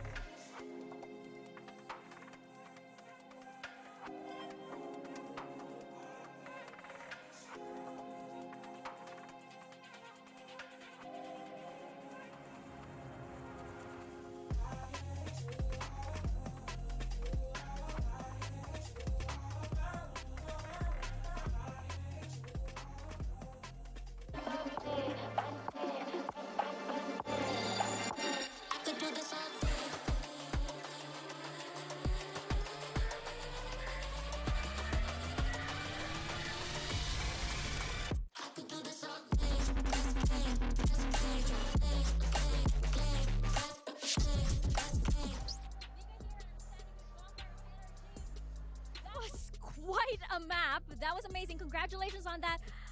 How were the boys able to come back from that? The score was 2-11 at what Bonkai has to say. EDG. Talk to us about how the boys were able to adjust and how you think that carries over into your map pick of Corone. Yeah, I mean, so after halftime on defense, we spoke briefly. We said we're unfortunate. Quite some rounds on defense, to be honest, especially the pistol round. We just said round by round, do our set stuff, follow our protocols and everything, and we felt it that we were a little bit better than them. We were just a little bit unfortunate, to be honest. But then, yeah, round by round, great calling as well. Round by round. Well, let's keep it going. All right, good luck. The classic, the cliche answer. Round by round. Credit to the boys. Full faith in the team. Stuck to what works best for us. After an 11-2 start, 2-11 start even against EDG. We were hyping up the second game being one of the best we're going to see today, but my goodness, I can't wait to see how this series is going to turn out. I mean, that is the map of the tournament. Every other map is going to have to beat that one because it's going to be tough to beat. I think we're definitely going to be covering that one on the YouTube channel, guys. I mean, there were so many things that we can talk about that map, but I think the resilience that NRG showed was probably the most impressive. But first, let's take a look at our HyperX reflex moment of the day. This one goes to Smoggy. Can't believe this is how the game started. Yeah, everything started so poorly for NRG as well. Smoggy in a 1-on-3 here, just stealing things away.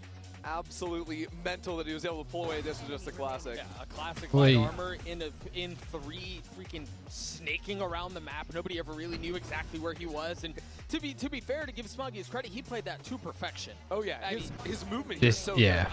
Oh yeah, I loved his pathing. I love how he played every single part of his positioning, and obviously being able to hit the shots is the most important part. Smoggy did that, but you mentioned it from the beginning up until whatever round it was when the comeback started. They played, I mean, NRG looked lost, dude. We were talking about it, and I said, why do NRG look so lost? Because they looked like they had never played the map before. And truthfully, it's an abyss moment. Like, you forget, this is the most attack-sided map that we've got. Like, back when we were seeing it, and we started things off round 1, slipping away. This is round 24, where Som is an absolute rat on site. He started playing these sites in OT as well, where he was just hanging out, getting multiple kills. Mada as well, taking out Pom-Pom.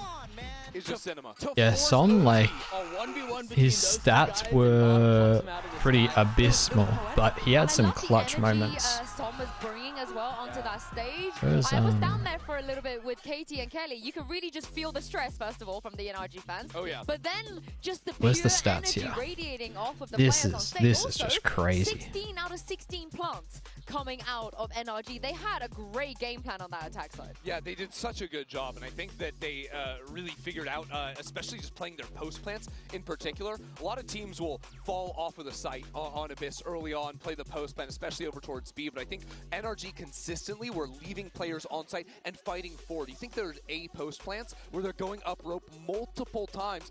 The first player dies, they're down. Yeah, getting into A heaven is big. It's very, very, very good. So I hope Coach Muggle had some nice words to say ahead of map 2. The first engagements were very even, except for Ethan, who fed his ass off. It was very, very exciting, but unfortunately for attack, EDG, they do have to make that comeback now. I'm curious because we saw Chichu on the stage roll, so what is the dynamics like, especially since it might be Chichu might have a little bit of a hard time calling comeback roll? Does nobody come in to help him? Can you tell us a little bit about the team dynamics in that kind of situation? For the game. 首先，可能确实很遗憾，咱们今天没能拿下图一的胜利。但是也想问一下，因为我们看到今天球球是来到了一个贤者的位置上，我们可能会觉得又要做贤者，然后又是指挥，可能会稍微有一些困难嘛。对他来说，会不会相应影响到他的一些风格？同时 ，Nobody 在这个时候会去协助他吗？其实他这个位置就是也是属于那种少位嘛，所以就是偏站后面的队伍比较靠后的位置，所以不太会影响他的那个场上的指挥风格。然后 Nobody 就是基本上现在会在中期的时候做那种，可能队伍需要一个方向，因为他球在队伍的这一边嘛，然后 Nobody 就会在这种时候去帮助他。So I think it Any predictions? He's the sentinel Any predictions for map 2? Like on the backside of the team, so it gave him the room and the time to think about what he's gonna do. So it won't affect a lot, and nobody gonna to share the responsibility with him. And especially during the game in the mid round, maybe sometimes Chocho is not on the side with the team, and nobody will do some callings. Well, eager to see that tandem on Corrode. Good luck to the team. I mean, it's a very interesting dynamic, right? Having nobody mid-round a lot of the times, and Chocho was really stepping into the IGL role. On the stage, I mean, he was individually performing well as well, but what do we expect from Corrode? Because this is NRG's map pick. Yeah, and this is a map that has been so strong for NRG, and they're playing a funky comp. We've got a KO in the mix, and we've got a Waylay, and they play with multiple Odins as well. So I think that this team, one of the things that EDG are going to have to beat is especially those Waylay execs onto sites. I think what we've seen from Mada in the past is he can overwhelm the B site. Usually that would mean diving over. We're gonna see some Odin. We're gonna see some Odin gaming right now, chat. We're gonna see some Odin gaming. Are you ready? How will Waylay find the same level of efficacy, given that that's not Yes, a part of the remember what happened? Is this a Way Slay? Right here. I don't. Yeah, I don't know what that means. Like, I don't either. Like, is he gonna waste lane? Their corroders looked really good. They didn't get to play it against G2. Yeah.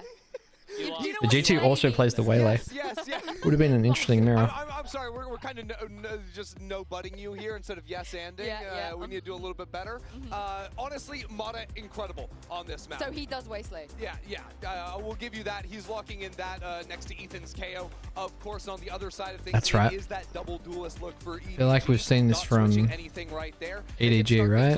On attack, but I am a little bit concerned on the So they're corrode. They have enough stopping Should really look on Rib rather than VLR for this, but here we are.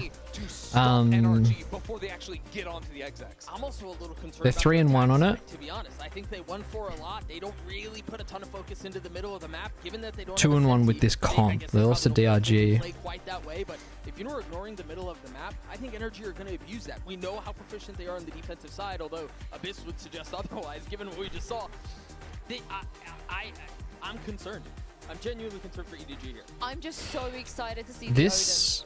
I want to see that come. I want to see how EDG deal with it. If NRG have even more, they could. Makes a lot of sense on the map for me. I think not having Sage or Vice is kind of rough, but if I'm trading that out to have both Neon and Yoru, especially with the kind of players that I would have on EDG, I feel pretty good about that, especially with Chichu on Viper. He's insane.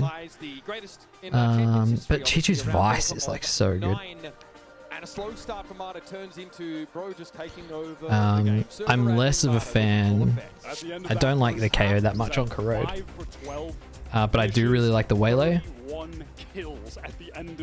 I prefer the fade over the Sova too, but now swapping over to the Waylay, this has been the go-to comp for NRG. It's the comp that has again, NRG, like, I think the Waylay is the big driver of their success with it on this map. Destroyed Sentinels on that attack side, but this is statistically EDG's best map, Wyatt. They have had so much success on Corrode so far, and it's starting off with the front foot. Is that just 2 spam kills? It looks like it. There was a smoke there. I'll need to see that on the replay. Like, this is the thing where like KO is just kind of fake value a little bit, because yeah, you can suppress people, but like you don't stop them from shooting their gun at all with the knife. So most teams are just like dry swinging that, or they're throwing util at the start of the round, so it doesn't matter if you suppress them or not, because they've already thrown their util before your knife can land. That's where it's much better against stopping execs, where people want to load up util. So really you want that KO on B against those B execs, but it's on Scuba in a 1v2. Tough to win these, especially on the reload. Chichu brings him down. Chichu has that late makes sense to just trade everything down. To make sure they close things out as a guarantee. I just want to see on the replay what happened at the beginning of the round, because that basically dictated the entire. You are mad. You're mad. Not even a smoke, bro. Oh no, they're out in the open. Yeah, they did see them out in the open, just crossed. Yeah. Mistake from NRG. Yeah, look at this. He jumped on top of him. What? These guys not practiced this opening? That's a nice little confidence booster. It's a long, something that and obviously, I think the best teams probably do it, but a lot of teams, there's not enough drilling of just like knowing the exact timings of those things. There's less scientific method around that. We'll be able to find a second, though. Scooter had no information of anything that was happening outside of his direct sphere of influence there. So there'll still be a spike stick. 2 players top mid for NRG. Obviously not board up whatsoever. Right click central, anybody? Summer smokes as Marta steps up, brought down instantly. Som suffers a similar fate. And Brook will be on the outside looking in. Too dark. Really play with some It'll be all right. Here, just ensure that they get those NRG players actually dealt with before the spike goes down. Don't offer them a timing to go for some aggression while planting. Just take it nice and easy. Claim the kills. Kong working decently towards that dimensional drift early as well. Has 4 orbs. Might be worth keeping an eye on Brook as this game progresses, as he's someone who I think has maybe brought the Odin spam back into vogue in Americas. The Odin has been the hallmark of NRG's success on defense, especially in the map pool we have right now with Corrode, Ascent, and Lotus. All maps where the scan initiator thrives with that weapon, and Brock is absolutely one of the best and easily one of the most frustrating players to play against. You love just getting a free kill like that. That is absolutely something that EDG are going to need to be. Always handy for the stats at the end of the game. Makes fighting for mid so crazily like they did on the pistol not really a safe option. Every wall on A is easily spammable. Can just fight spamming all of the corners, deny trade swings to come in because you're getting stalled by the bullets, slowed down. It's Sticking with this very wall. frustrating to deal with, and he's of course picked it up already. This Viper will come through as well. It's going to come through late. No, you can put it up in time. It's fine. Done well to get themselves at this early lead. Odin spam. His bonus though features Marshall, mix of sheriffs. There's still a guardian here for Smoggy. The waylay, being able to saturate over this wall Okay, Crash goes up mid, but is really nice for this mid fight as well. And evidently, there's an appropriate amount of respect for the Odin given by EDG. yeah, they are taking their time right now, working both extremities of the map now, both B main and A main control. Safe from NRG. They don't want to throw anything away right now. Peek from Mata though. That's very aggro. Just runs into 2 players. Shot down. That's a crazy, This likely allows for a spike scoop up. crazy peak. Yeah, they've got that full To not control use on that refract side of the here as map. well. It's easy to say in hindsight, but like On this execute, players could get stalled out. against anti-eco, I'm just like using refract there every time. W assist for the phone users. I love the Viper. Oh god, nice dude. Hopefully you can still see most of my drawing. Oh, you wouldn't be able to see my minimap drawings. Like a butterfly, sting like a Mack truck. Maybe I can adjust the Was poised and waiting for that. Another little rat spot for Scuba pays off. the vertical layout so you can see the minimap as well. Never want to run into. That duo of Scuba and Brock have been so potent for these NRG defensive sides while anchoring. They certainly didn't get to show that off on Abyss, but I think on this map, Corrode, and multiple other maps in the pool, they are definitely the standouts in that regard. So let's do that. Mostly on that A side on defense. But that definitely puts a stop to some of the plans from EDG, and obviously not enough time in the round here to make any. I'm doing all this drawing on the map, and you guys on the vertical stream, you wouldn't be able to see it. So let me see if I can Not too bad considering they lost Mata very early make something work here for you guys. Push that he went on early. Yeah, bro likes to simmer a little bit before he really comes to life. Where's the right thing? Alright. Vertical stream's gonna look a little weird for a second, guys, alright? Bear with me. Bear with me. Gonna get a minimap going. That is a little bit chaotic. And Scuba handles it with some poise. Alright, EDG, they are gathered up towards B main at the moment. Taking that space quite early yet again. Try and keep it out of the way for you. There we go. Though, is EDG actually playing pretty conservatively on the B side. Okay. Was tucked behind I've got the wall, so minimap. not spotted out. Prowler has to be used now for the reverse. Now. Posted up in main. Brock is over at A this Do time. this. Scuba with off angle here. He's rewarded it again. God, what a problem he's been. Can he actually get out? I mean, he's overwhelmed by Maybe we'll put it up the top. And he's safely back in hold. I'll go down the bottom. Kong is down to 1 HP, tucked in the corner. Minimap. Loose as well. Plenty of time. Yeah, maybe footage down the bottom. Me up the top. Put this back together.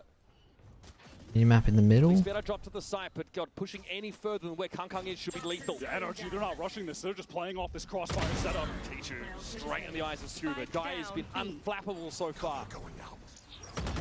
Smoke refresh here from Tower. How's that? Kong was 1 HP, so a strong breeze would have blown him over. Mata with some overkill, steps out and finds Smoggy with nothing but the silverware in hand. And a flawless round posted by NRG. Just kind of put the minimap Scuba again, this anchoring in front of me there. Little bit of a change from the prior, of course, where he's tucked in the That might do for now. That might do for now. Gets the spot just before the wall is fully activated. That was a collat that brought Kong down to 1. And then Ethan gets right in. And I love how they play this. They just set up that. Alright, vertical viewers, let me know if you hate that or if it's alright. They just play it patient. They allow for the rest of the team to rotate. Kind of hard for me to. Yes, on the mainstream, you can see what they're dealing with. So this crazy minimap situation. We gotta keep it here. I think that's good. And keep it tight. Do that because we don't need to see attackers spawn. Just dashes on him like Wave on Rock. We kind of do. Smoggy wants to inch forward here. It looks like EDG are priced into this. I'll be fine for the most part without it. NRG, they can just, again, here, kind of take the time, wait for everyone to group up. Oh, why don't I put it in front of their guns? That makes sense. Nightfall goes through that link, but what can they get off of it? Nothing really. EDG. I'm not sure if that caught onto anyone. Want to double up and spawn. Mada, oh, the double ping is pretty good. Very lightning. Som able to back up Mada. Converts that kill, and inside the dark cover, Soggy has to succumb. Ethan being in control. Oh. Oh, okay. Alright, we're gonna keep playing around with this. Wait, there's definitely a way that we can make this fit it in next to my camera as well.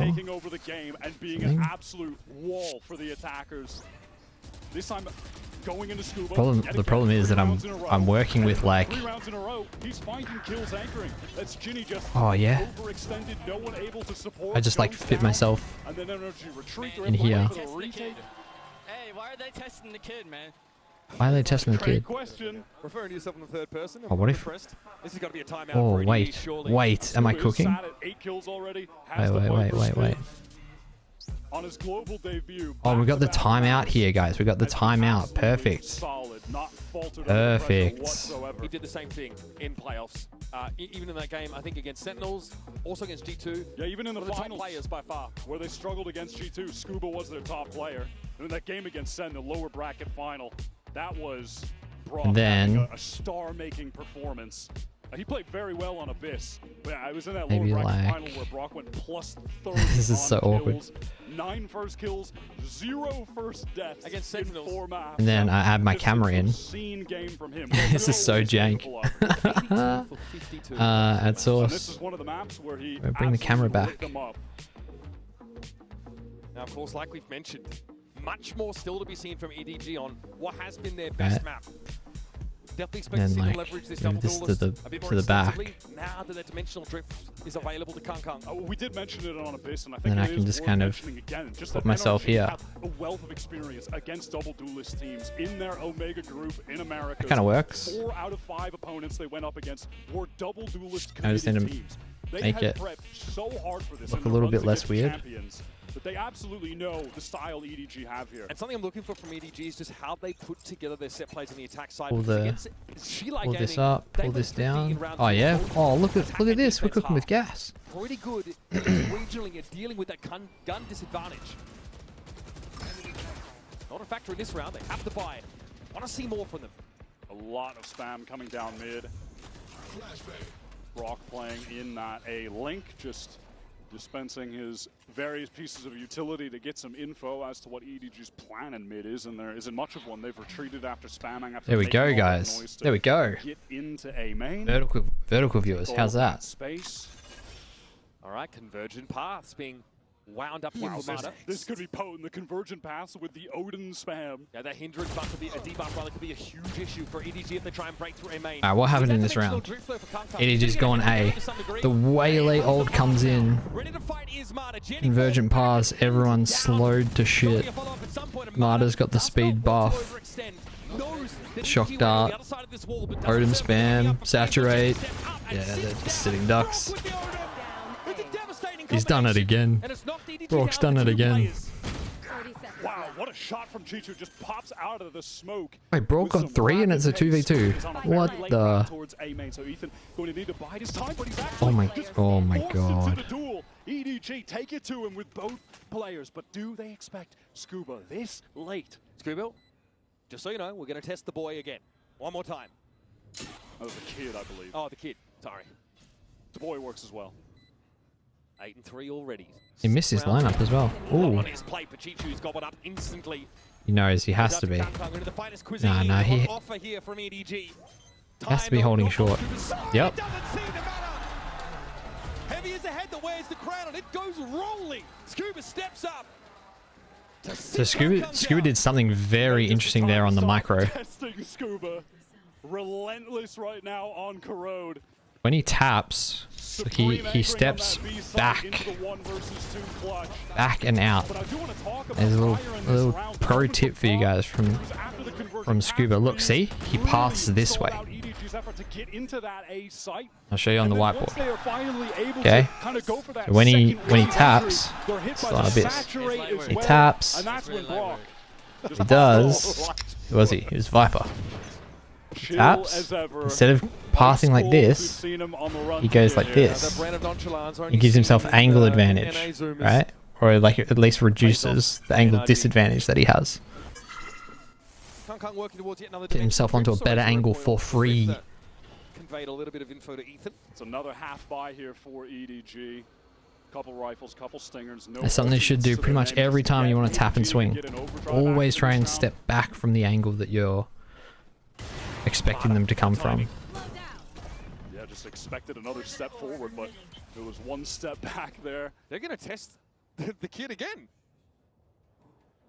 This site has been Yeah, this is where, okay, yep, knife come out.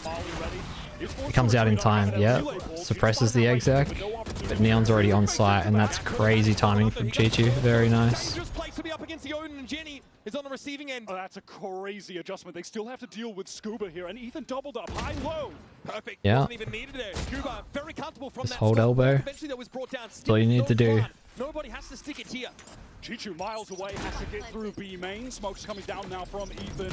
Paranoia as well connects. The setup was perfect. Ethan picks up nobody like it's nobody's business. And Chichu now has to play off the side entirely. Retake ball being toggled in his way, that's a factor. Molly goes down very early. He's going to invest it. Holy, he's on 57 health.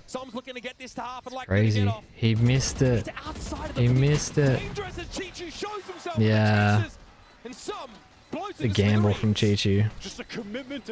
He would have been better off. He would have had the angle from spawn, from main. NRG, the way that they're adjusting their setups with those two anchors of Ethan and Scuba, This and consistently on B, this is how you want to defend. You want to just hold elbow. If you hold elbow, the attackers, they have to worry about this, and then you can have rotates coming in from mid, from B main, right? You can like you can clear through this. Maybe you hold this as well. But if you hold elbow, it's worth 2 entrances. Not many sites in Valorant have something that's worth 2 entrances. I don't even know if there's anything that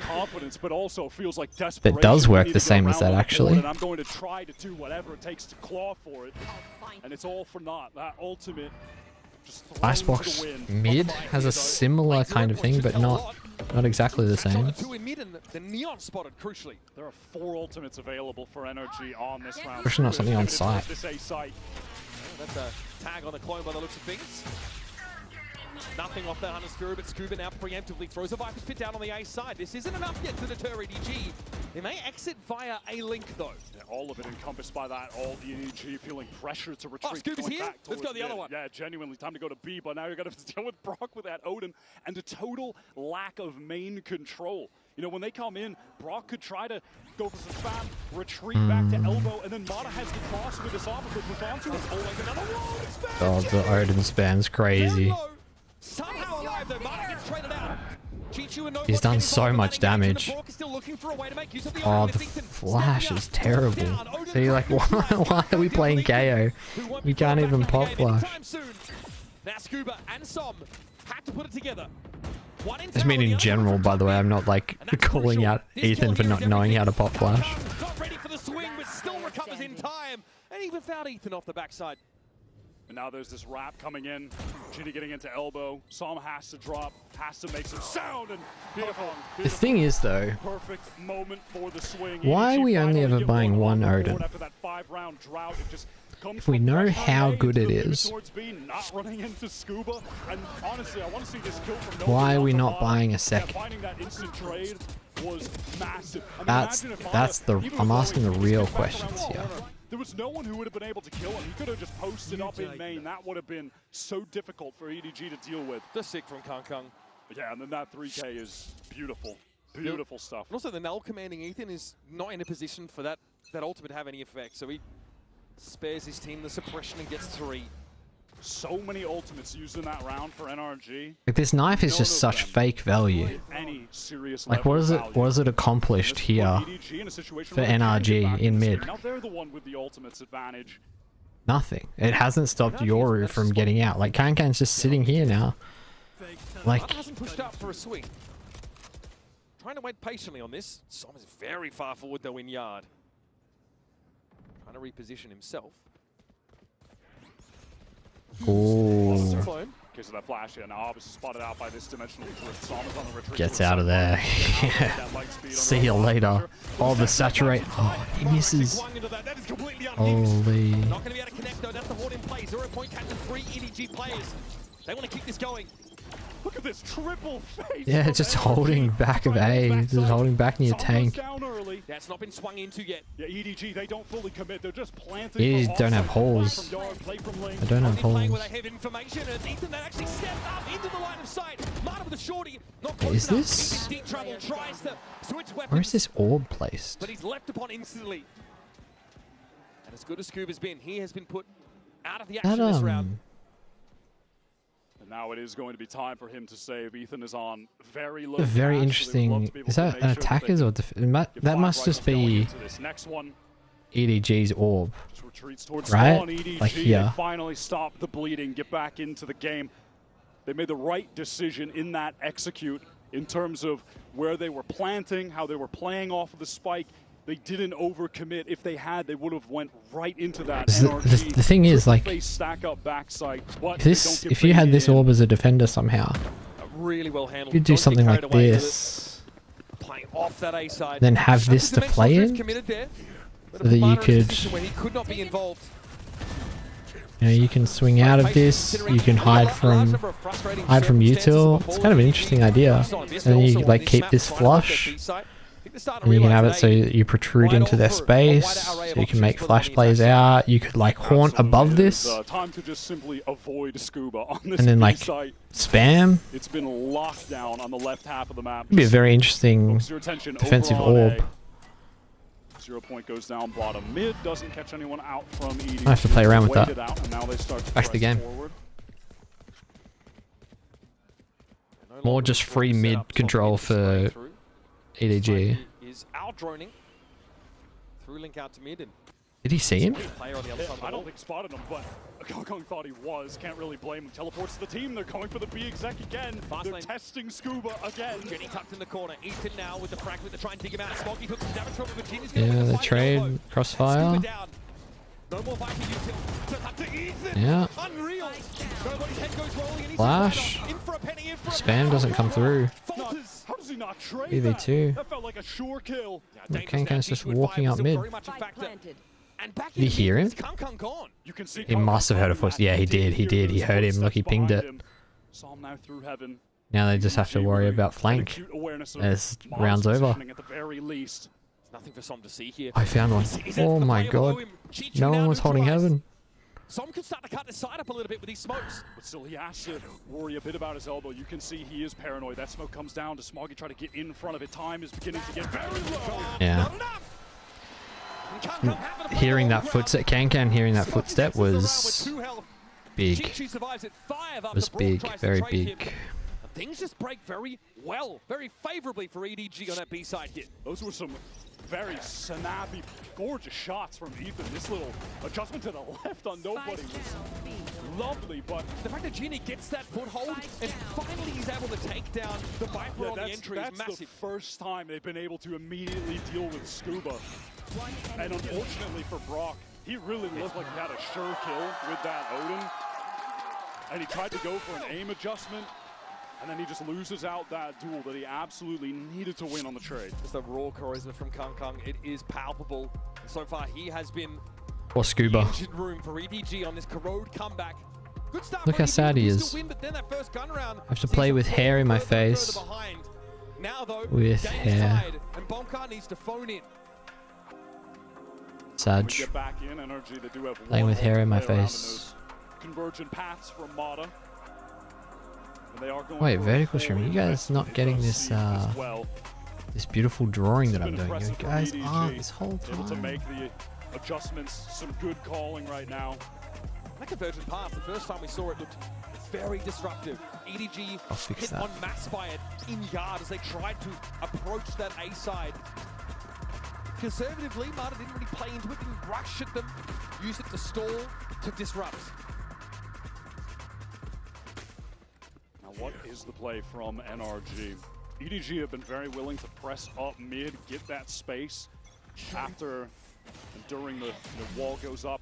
Now, NRG, they want to fight through it this time. And it has been Kong solo on the effort to take this mid control on most rounds. The Haunt doesn't scan Marta. Down to the Guardian, but playing a similar position.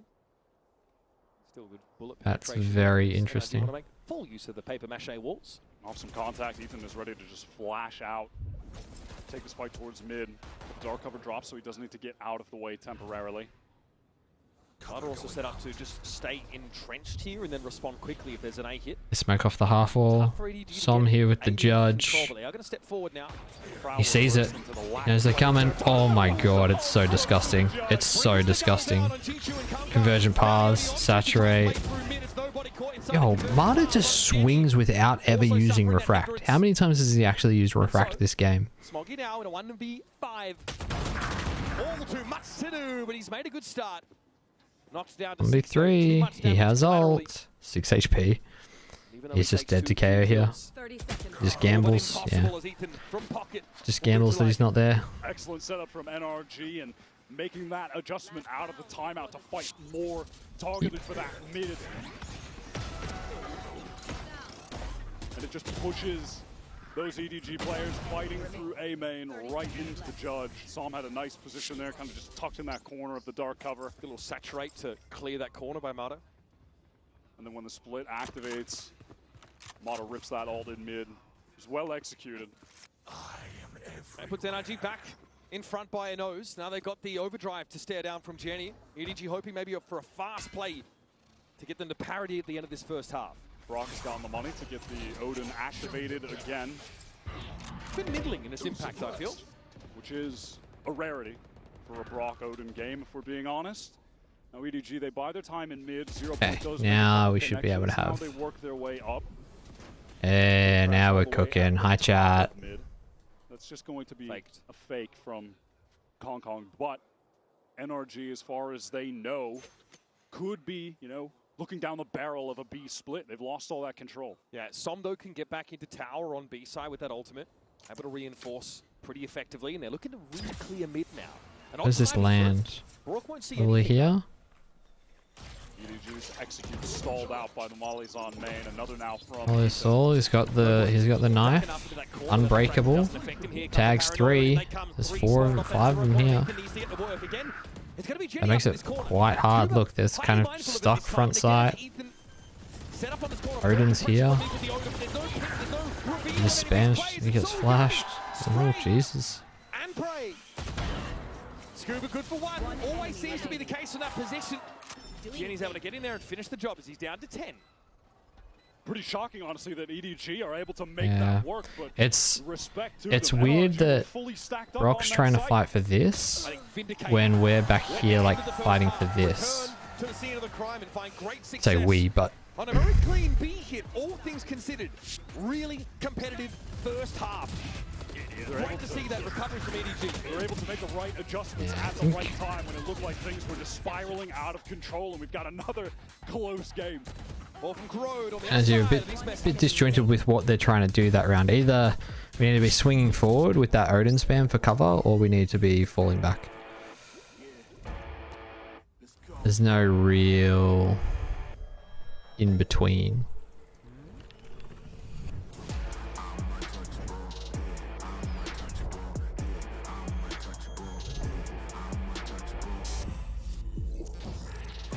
I've got a new PC on the way, chat. Got a new PC. I got everything new except a graphics card. Might try and get a new graphics card a little bit later in the year. See if any good sales come on. Hoping to get a 5080, but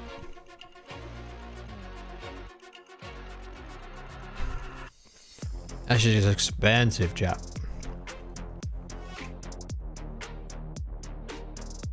Yusri, what's up, dude? Welcome to the stream.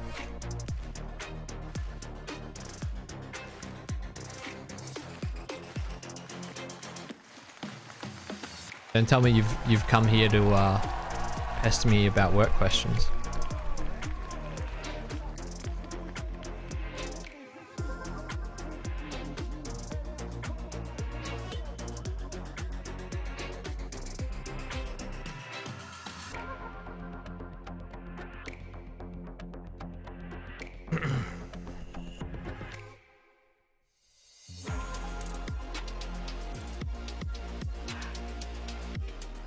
Who's gonna win this? I think we'll probably end. I think we're gonna go to a map 3 here. A tied game, folks. Your Coinbase econ report here to kick us off, and Kang had a very. Teams are generally better defensively on. Definitely has the measure of Ethan in this game, where he's able to help his team finally claim that B side against the null command of all things.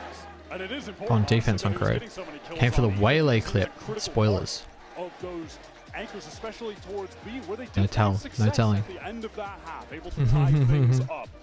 It was an impressive showing, and outside of even just the individual play, it seems like Kong is really keeping his Yusri, by the way, we're definitely going to be covering Yeah, really important, I think, for Jenny as well. They mentioned map 1 who, of this series. Really want to set up for success, The trying to keep his head in the Abyss He's game. got a tough role in the Neon, right? Quite often was moving into that B site, taking some space, getting traded at best, and sometimes so making sure your other duelist is good luck with with that, knowing what that means. Eventually figure out how to break that NRG B side hold before the end of the half. The last time we saw NRG playing attack on Corrode, they got 11 rounds against Sentinels in that lower bracket final. Absolute dominance.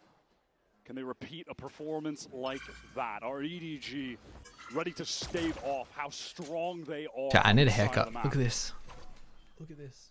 We saw Smoggy was the highlight player of Abyss. A little quieter to start this one off. And Brock as well, someone who we sort of hyped up a little bit, said watch out when he gets the Odin in his hands. Yeah, wasn't really able to do much with it. For a very good reason, but time to jump. Yeah, not this time around. Said it was a rarity that he didn't get a lot of value with it, and that is the genuine truth. Very uncommon that he's not able to put up numbers with that weapon. NRG, they're pivoting over towards this A side. Have Scuba as a late lurk posted up in mid. Here comes the utility. Breaks the knife. You gotta go through the orb though. He's so low, dude. Crazy. He's full flashed. Trades come out. Brock's ready for this neon. Okay. Maybe NRG. Takes a hit through the masonry. He has to stand up here and give his best. Certainly wouldn't be an NRG series if we don't get a Mata ace in it.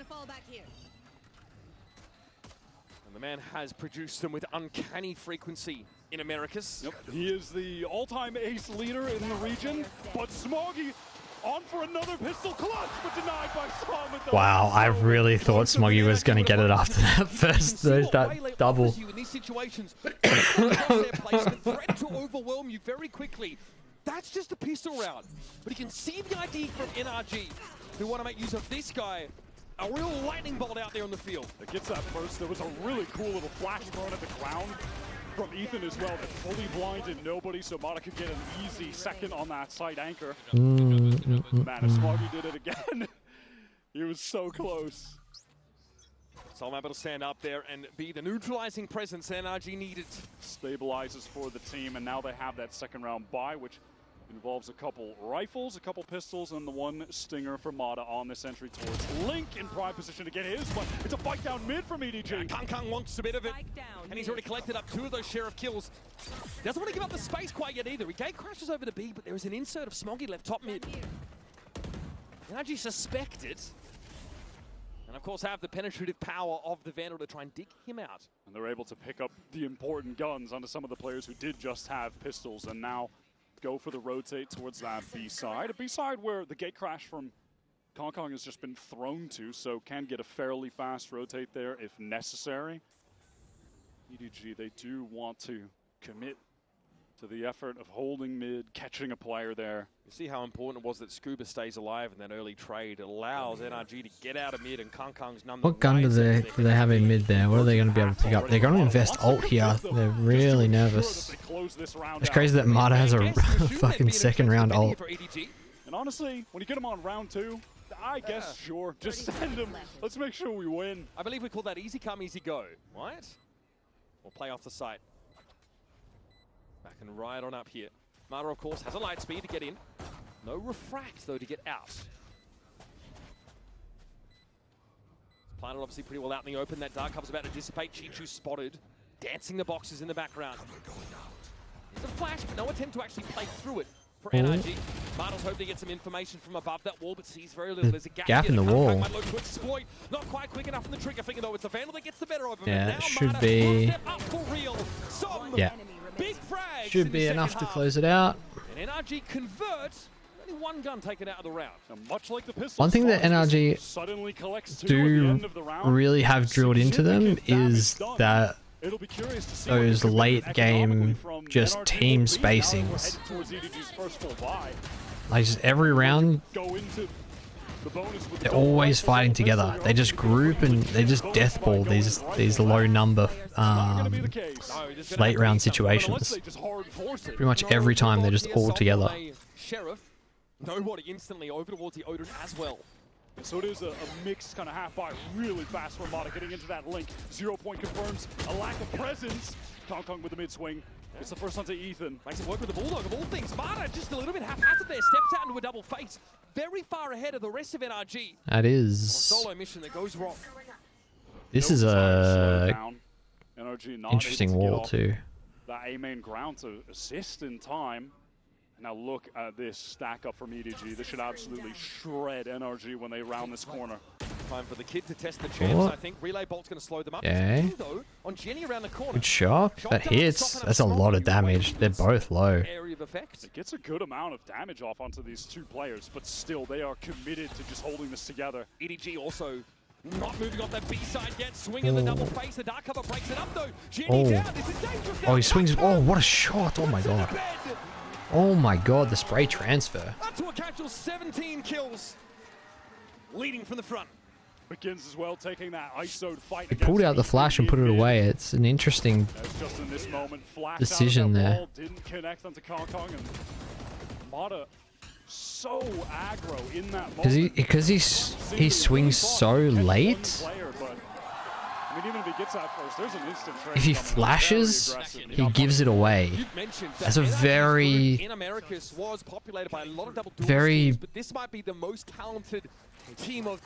interesting situation where flashing isn't better out of that smoke. Or at least not objectively better. There's definitely good reason for Kang not flashing there. Someone has to be aware of someone in the smoke. You can't just... The bark out of NRG. What is someone doing from here? Dude, just hold. You gotta hold that smoke. Supposed to be here. Yeah, this attempt from NRG to go for a crazy fast side exec with the teleport with the light speed is all for naught. Okay, Scuba somehow wins that out. Pretty shocked that he's able to do so. We're back. Able to get his gun up in time. We're back. Jenny might have dropped down behind him. Kang's just causing problems all across the map here.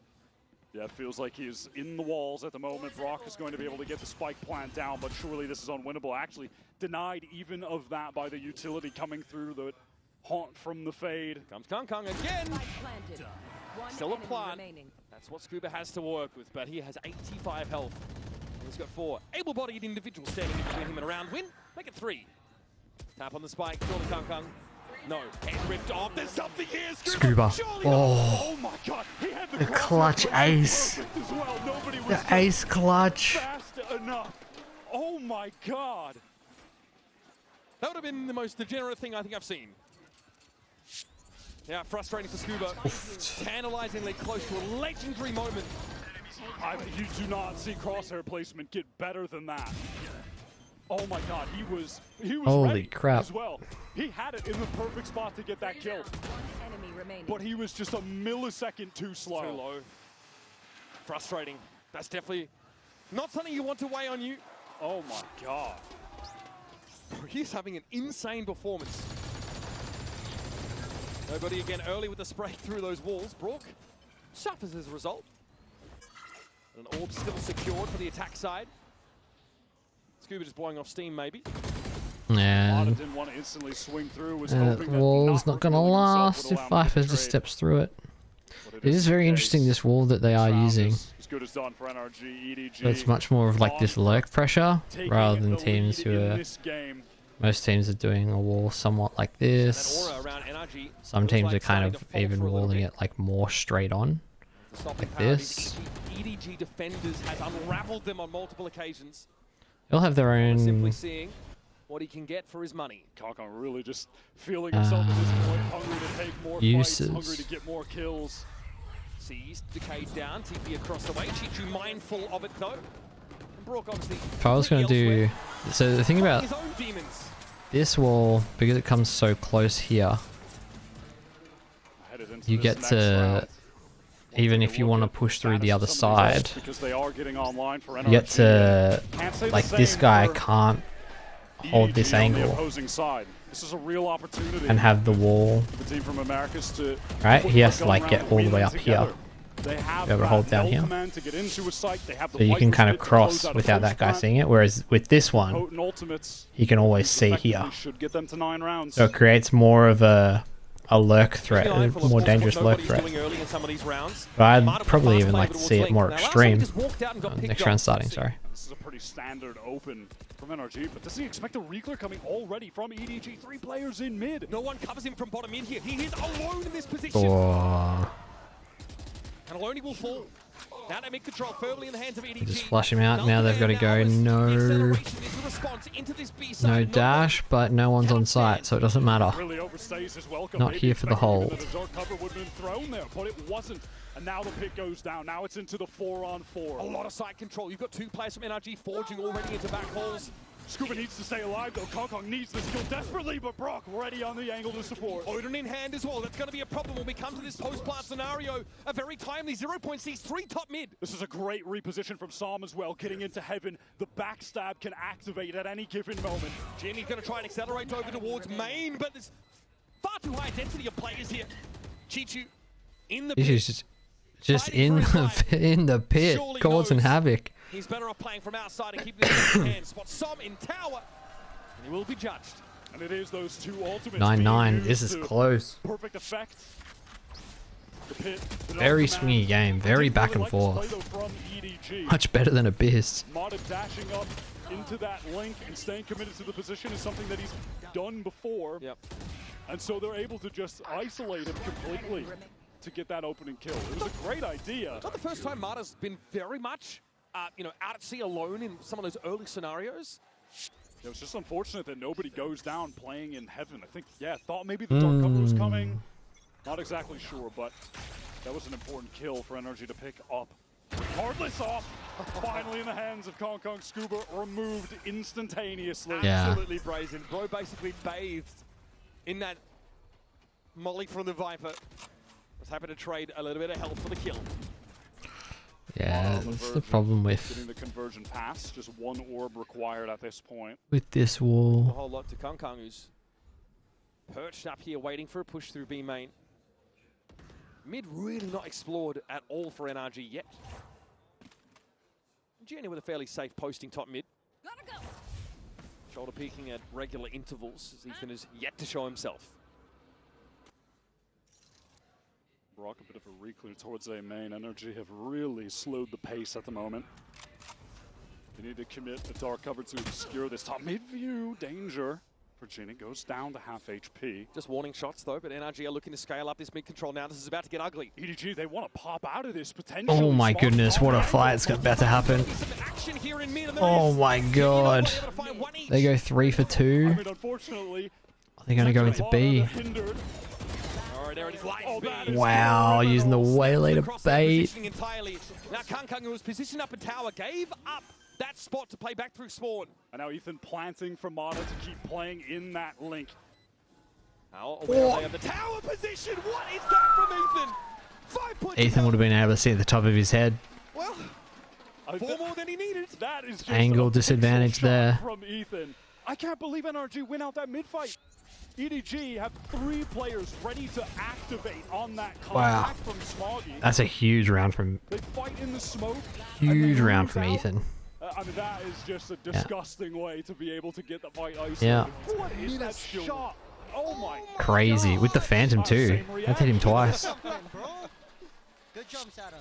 Now, you talked about the ultimate trough for EDG. They were suffering. 4 ults here for EDG though.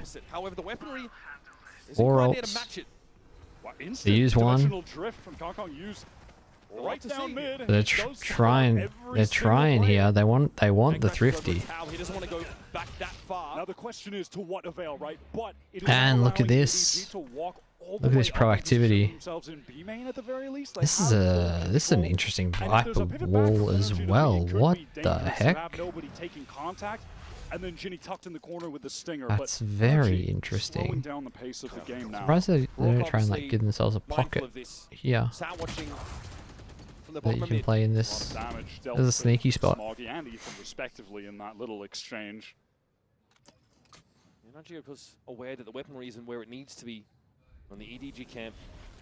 Ginny can supplement, of course, with an overdrive if you want to commit more into this half-bought round here. Kung chilling in pocket. Smoke's being cycled on main. Of course, it's Paranoia ready to go from Smoggy, but it is temporarily deactivated. That's a nice little fragment there on Kung. He takes a bit of damage, has to step Okay, up. fragment's not big enough to clear this out. A little bit dicey, but with the outlaw, yeah. Marta just like walks through with the outlaw. And nobody has to work his way in from mid. Do you see that counter util from Feels like it's slipping away from EDG here.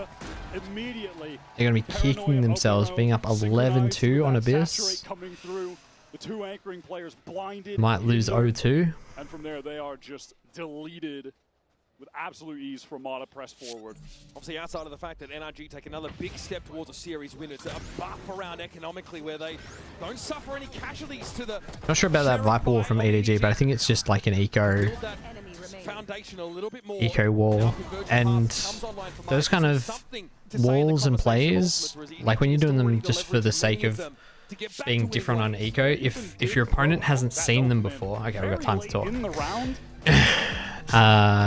So, for example, the wall that they threw was like this, and so maybe regretting it a bit though. Maybe it was more like this, and the other Viper wall only going like this. So, you know, this can make it quite. If NRG try and come through here, it makes it a little bit more. Maybe it's more like this, NRG's wall. Or they come out here and say, oh crap, there's another Viper wall here, but we're still getting that Viper wall mid from EDG. This kind of stuff, like, I don't know about this in general, but on an eco where you can like swing into this, play for the fights, just make it more confusing, more chaotic when your opponents don't have the chance to like anti it or prepare for it. These kind of one-off cheesy strats and setups get huge value in pro games because there's so much research that goes into, alright, I know that this guy's going to rotate here if we do this and pressure this way. And so when you have these like things that you can just bring out of the back pocket. It's like they want to hit this one hard and fast. Kung falls back, spotted out by the Al drone. Here's the convergent pass. Smarter still has that in the back pocket. Whaley gets out. Yeah, they want to draw out some of this. This is one of the really big things for Whaley on this map. It's immediate with a convergent pass, but it doesn't cover. Is this B exec? Oh yeah, huge TP from Som. Dragged off his horse. And now Nobu's going to fight his way out. That is sharp shooting. Yeah. He's not ready for the close swing from I think this is GG, guys. This Chichu has the round of his life right here. 1v3 here would be crazy. Takes a good timing. Yeah, he wasn't ready for it because he stepped into the molly too soon. Has to reload though. And so EDG are going to have to force to stay in the series. This game's been really good for a lot of little micro decisions. Chichu takes a bit of damage for the risk of like trying to get a timing. He steps into the molly before it finishes. And Som's like still reloading. That drop from Congo just a little bit too late. The timing's just not there with the flood off that Nightfall. And they're picked apart one by one. What was the thing? Oh, Waylay. The B exit can be like so cooked. So when you dash in with Waylay, then if you get in and it's all good, it's like, oh sick, alright, we can commit B, but if not, you can get out. Other teams, and it can be really quite hard to get a read of like what's on B. It's really hard to get any info. There's lots of places to hide on B. There's 3 entrances for defenders. Like, it's really hard to know if you're going into a heavy B site or not. Waylay can dive in if it triggers all the traps. Then you can bail on it, or you can use Waylay to get out, get that info, and then re-hit and dump more util. And if not, when you try and go back to A, you don't need the dash to go A. Like, you can just scale this up as a team. So it works really, really well. Had a phenomenal series, a great map. He's got himself nestled up towards A main. Ethan walking his way up mid towards this link flash to get some of that space to apply some pressure. The majority of this NRG hit. Wait, they're up 11-2. Edward will not be happy. Yeah, indeed, Degs, man. They're up 11-2 and they lost 17-15 on map 1. Whoa! Smoggy's almost unlucky that he doesn't get 3 there. Yeah, okay. They hold on. That was excellent counter utility from. They heard the reports of Edward not being happy. That paranoia from Smog, and they made sure to do something about it. Didn't know where he was looking, didn't know where he was dashing. Stun connection as well. Beautiful, beautiful stop. Okay. And in the end, Ethan doesn't want to try and split A from Link. He flashes it, clears at least the first part of it, but then doubles back. As Sleeky would say, 2 chances. That gets stopped in its tracks. That's not an 11, that's a 2. Nada gets in here. Yeah, look at how good this Waylay is at like getting in here. Bingo bango. Now this is like so much pressure. They have to like do something about this. Look, numbers comes A. They have not re-cleared. They don't know if one's still in here. Guru's going to very carefully re-clear this. And they're going B. He gets out in time. He gets back here in time. And can. Wow. He's done so much here. He's re-cleared this and gotten back to B. Holy shit. What the hell? Brock and this Odin. This Odin is disgusting. He's holding the high line. He needs to hold the low line. He gets off of it. Yeah, that's a good call. Trying to hold that high-low swing is just death. Okay,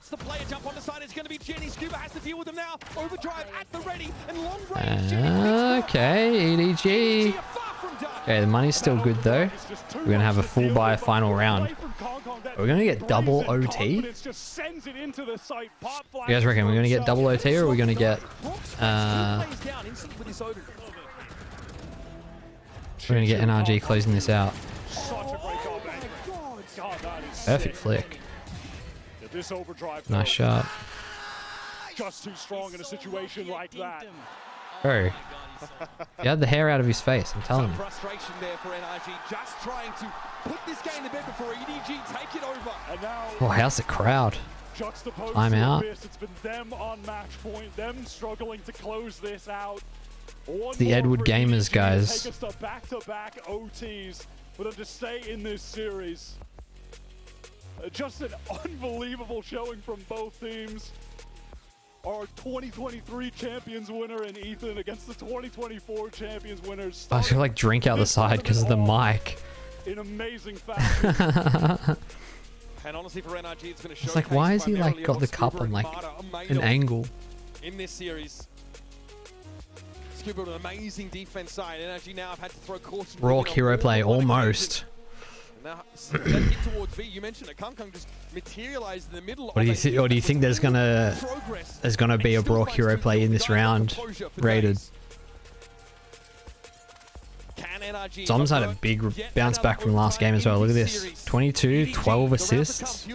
Ethan's had 17 as well. I mean, you stack them up as KO because you get the suppressions, but 11 here as well. Like these, look at this versus this. Remaining in this upper bracket. Right, this is team play, and you can tell just with the way that NRG play the game. Waylay is out of there. He got out somehow. Attracting away with 6 health. Wanted to get some information for this Hunter's Fury, but there's not even a tag from Brock. Oh, he doesn't know. He doesn't clear it either. Scuba now off the map and Marta down to 6. A grim start to this. Okay, trades though. 4v4. He gets greedy and he gets punished. Kong now, that sole player in mid, Jenny making his way toward now. Do they think they've given away the game here? Still have the util to put together a hit. Oh, I just realized this Viper Wall as well. This attacking Viper Wall. The way this splits the space is interesting. But Kong knows that is nonsense. He's pushed all the way down, but the pressure will be on Chichu. He's playing from elbow. He takes a lot of damage. A risk to get the molly off. He doesn't want to give up this position. He's trying to hold it for as long as he can, but he eventually realizes he's got to concede. Yeah, just routed over towards heaven. Wants to hold elbow to the best of his ability, and NRG, they're going to swarm him. They want to overwhelm this position.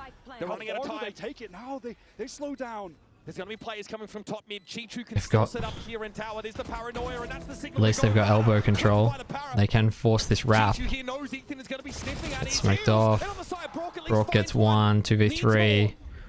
You've got to swing now. Got to swing now. He gets it off. He gets him off. What was the timer on the defuse there? Let's go. Marta's hyped. Som's here too. I felt like it was like such half energy from Som. I was like, yes! And Som was like, yeah. Holy. To kick off Group C. And that is the global debut for 3 Challengers players that made it into the league this year. Let's see. I want to see the timer. I want to see the timer on this defuse. I'll pull it up on YouTube maybe. So we can go back. 5 for 12 on the first half, but drops 31 kills total to win that out in an unbelievable comeback. A 17 to 15 round OT. And on Corrode, when it looked like EDG were going to make that comeback of their own, when NRG was struggling on match point, they found the resolve to close it out. Som and Scuba, a strong duo on that Corrode map to get them over the finish line. Scuba with that anchoring, go back. that Let's go back. that he had as well, and Som just a consistent factor in terms of the fragging across the board. And you can argue this is one of NRG's greatest challenges yet. They face another team that's adept in the double duelist style that always wants to throw these aggressive looks at them. They managed to mix it up early in the round, waiting for those info pushes, being able to punish them. It still goes to the one. There's not much in that. Holy. It's time for the single greatest comeback on a map in Champions history. A 9-round delta that NRG overcome. He's dead the next frame. For the Verizon post-match interview. Misses that first shot. Dead. It's literally a frame. After the selfie, you've already... Wait, I'm on it. Congratulations, first of all, for this insane performance, both as a duelist and as a team. And the first question I wanted to ask you is, how did you guys manage not to give up at 11-2 on Abyss? How did you manage not to give up to get your confidence back? How was that? I think we just stayed in the game the whole time. Doesn't matter how far behind we are, we're always going to climb back.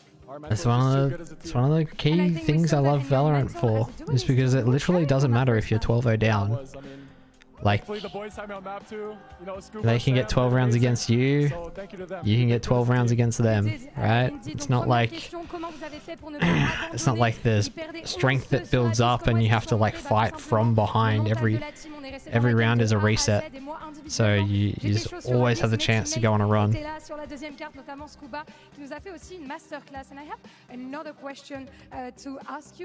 Like in a lot of other games, right? You lose space, or you lose econ. I mean, there's econ in Valorant, but you can manage it. Still have chances to equal ground, get on equal ground. I had NRG and dead last. Oh no. The bracket keys, you can go frame by frame. Oh, true. Okay, it's your teammate, not the gun, right? And you just defeated, you know, like current champs holders, like winner holders. Oh, it won't let me. Who do you think will be the hardest team to beat now in Paris? Team Liquid is probably. But we can slow it down. So I think it's gonna be a hard game, and I'm excited. Okay, so you're seeing them winning the next match. Donc, deuxième question, il joue beaucoup à la Odin, les NRG. On a vu Brox, on a vu aussi son coéquipier Som qui la joue. Jamais Mada. Donc, pourquoi est-ce que tu la joues pas? Et ensuite, pourquoi est-ce que c'est si fort? The adjustment. Tout simplement, si jamais vous me voyez And this bullet has already been fired. c'est mal passé et c'est Brox, c'est pas la Odin. He's dead. He could not have killed him any like faster and like not saved Gianni. Congratulations and good luck next. First bullet misses. They both miss first bullet. Second bullet. Dead. And this has been fired. He has on the vertical stream. Can't quite see that. Sorry. But that's wild. Man, I'm just so much better than these shitters, man. Where's Selke? He's a noob. He's actually a noob. That's what he does, man! Come on! Crazy. God, these guys are horrible. This one is Oh, the arrow keys let you go frame by frame, do they? There we go. I did not know that. That's so good. Let's see. Technically, how many frames is it? I mean, this is just going by YouTube frames, but one, 2, 3, 4, 5, 6. 6 frames in it. 1/10 of a second. 1/10 of a second. If that's 60 frames. That is wild. How close it comes down to. Because there's no way that Brock can stop that defuse either.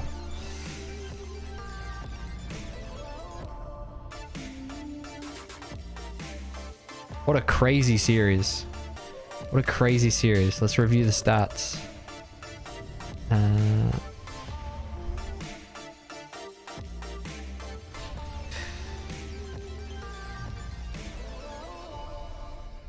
this down. Where are we? NRG versus EDG. Abyss. This is just one of the wildest games I've ever seen. Winning 13 attack rounds. Imagine if this was flipped as well. It'd be fair. Anyways. 279. Rating was 1.23. Smoggy like really like hard carried here. Tried to at least. And then on Corrode, Ethan, 1.3 rating. This is wild. Are these, as the rating numbers become like inflated? 1.3 is insane. Is there any way EDG comes back? Let's see. So they're gonna have to beat the loser.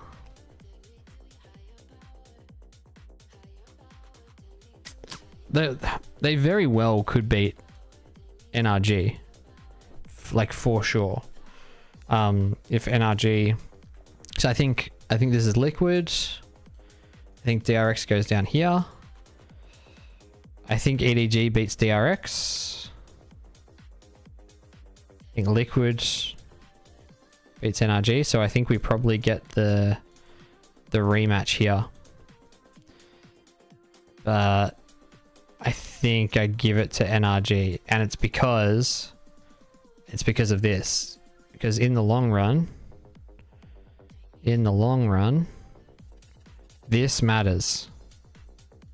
This stat line of assists matters so much. So, and this is why they won, is because those rounds that were close, they played together, and worse teams would have lost because they would lose the fragging power of EDG. But EDG weren't given the space in those closer rounds to, you know, pop off and get those frags. Very interesting game.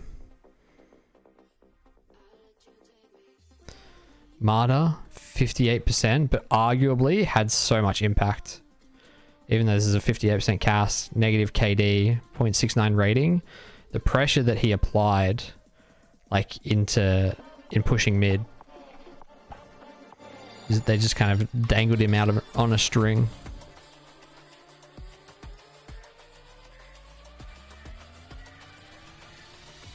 So next round we have Liquid, who's looking very, very good. But I think we're going to call it there for tonight, folks. We're going to call it there, and I'll be back for match 1 tomorrow, which is it DRG versus T1, and we're going to be watching Heretics G2 as well. This is going to be a banger, so we may as well watch them both. Hell yes. Okay. Good night, good morning, good evening, good afternoon to everyone who hung around. If you are watching on YouTube and your preferred method is to watch on Twitch, please head over to Twitch and give us a follow. Even if you just have a Twitch account, you go give us a follow on Twitch so we can expand the SC Valorant territory over onto Twitch as well, so we can keep breaking down this VCT content for you as well. And if you're not subscribed to the YouTube channel, I don't know what you're even doing here, but subscribe to the YouTube channel and look forward to some Champions breakdown content. Alright guys, that's it for me, and I will catch you tomorrow night. Peace out.